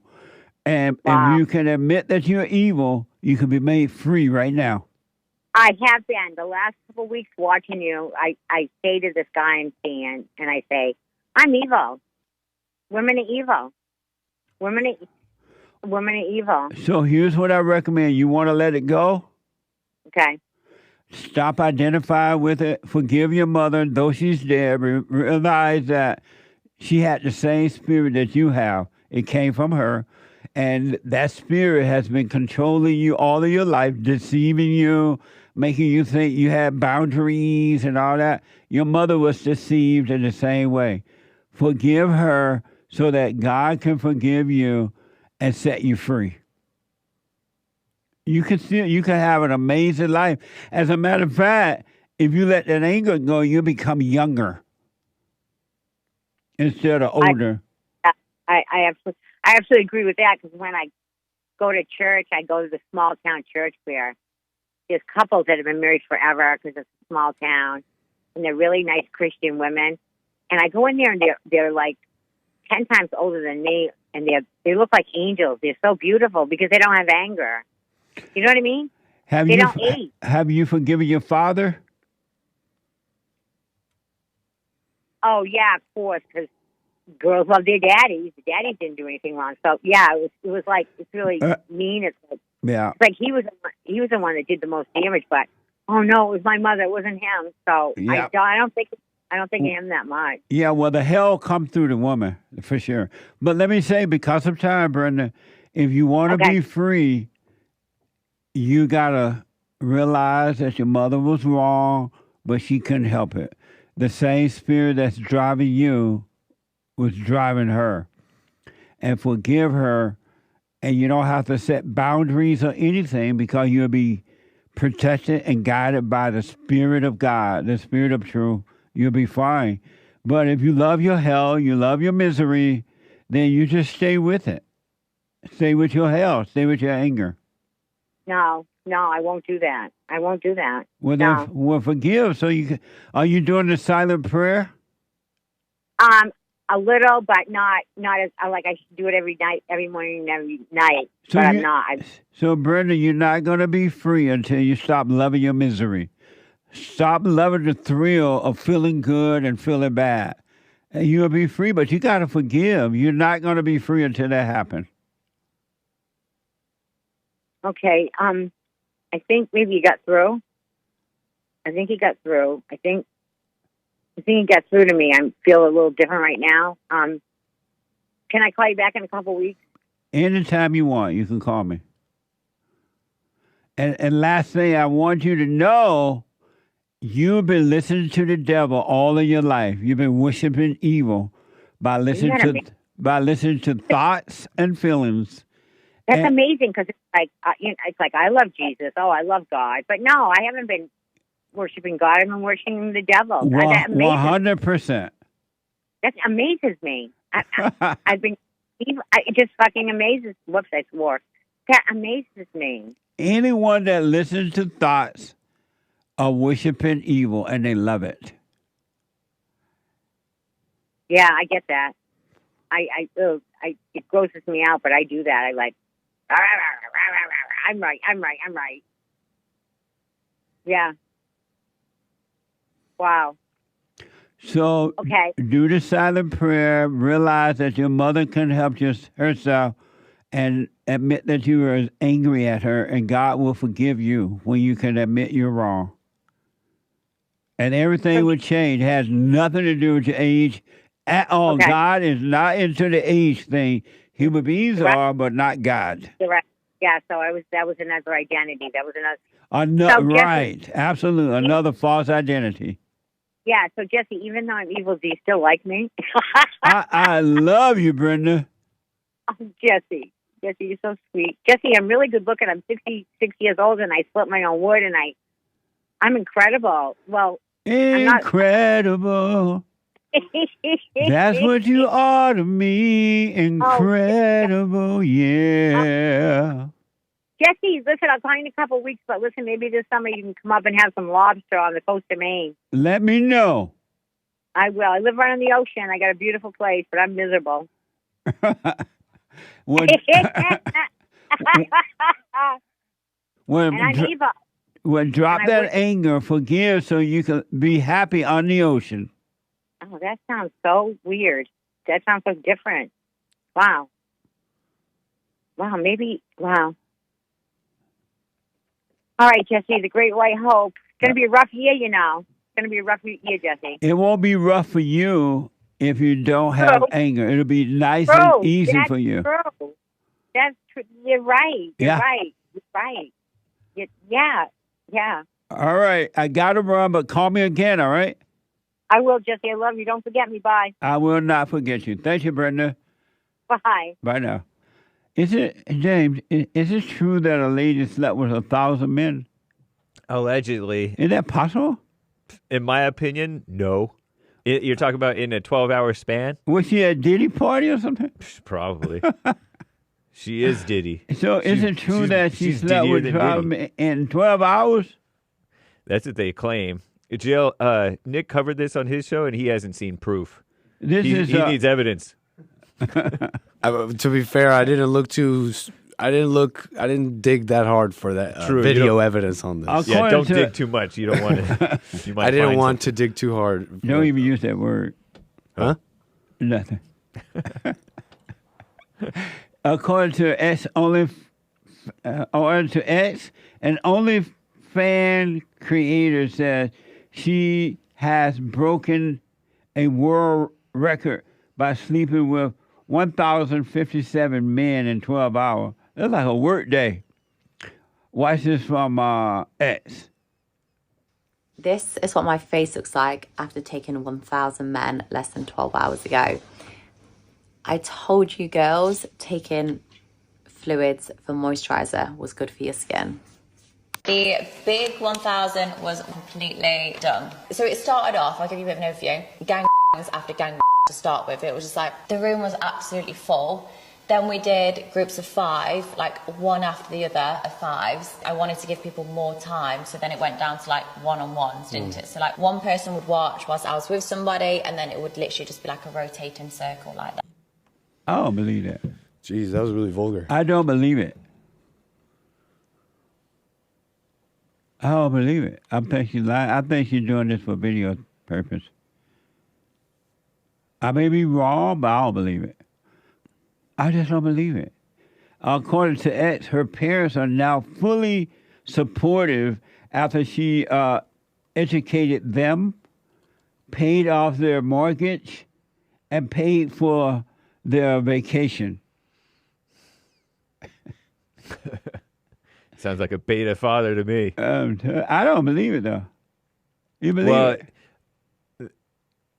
I just don't believe it. I think this will get support. Well, she's dirty enough that she could have videotaped it. Sounds like. Well, I've heard I've honestly heard, don't tell me how I know, but I've heard a lot of hoes say that they pay off their parents' stuff and that their family's fine with it. But that don't mean they slept with 1,057 men in 12 hours. And there's no sleeping would be involved in that, by the way. But at least they're using a euphemism to clean it up. I don't believe it. I just don't believe it for some reason. I could be wrong, but I don't believe it. This is the same girl who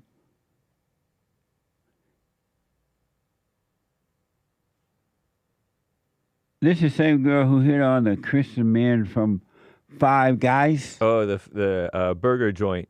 Oh, I haven't seen that yet. Yeah, you did. You covered it earlier this week or last week. He black. I don't even remember. Yeah, it was this black guy who was working he was working as a cashier. Oh, yeah. And he's a Christian. Oh, yeah, she went over to that's the same girl? Mm-hmm. What's up? And she the- sounds like she has an English accent or something. I don't believe it though. I do not believe it. I don't believe it. I believe she's dirty.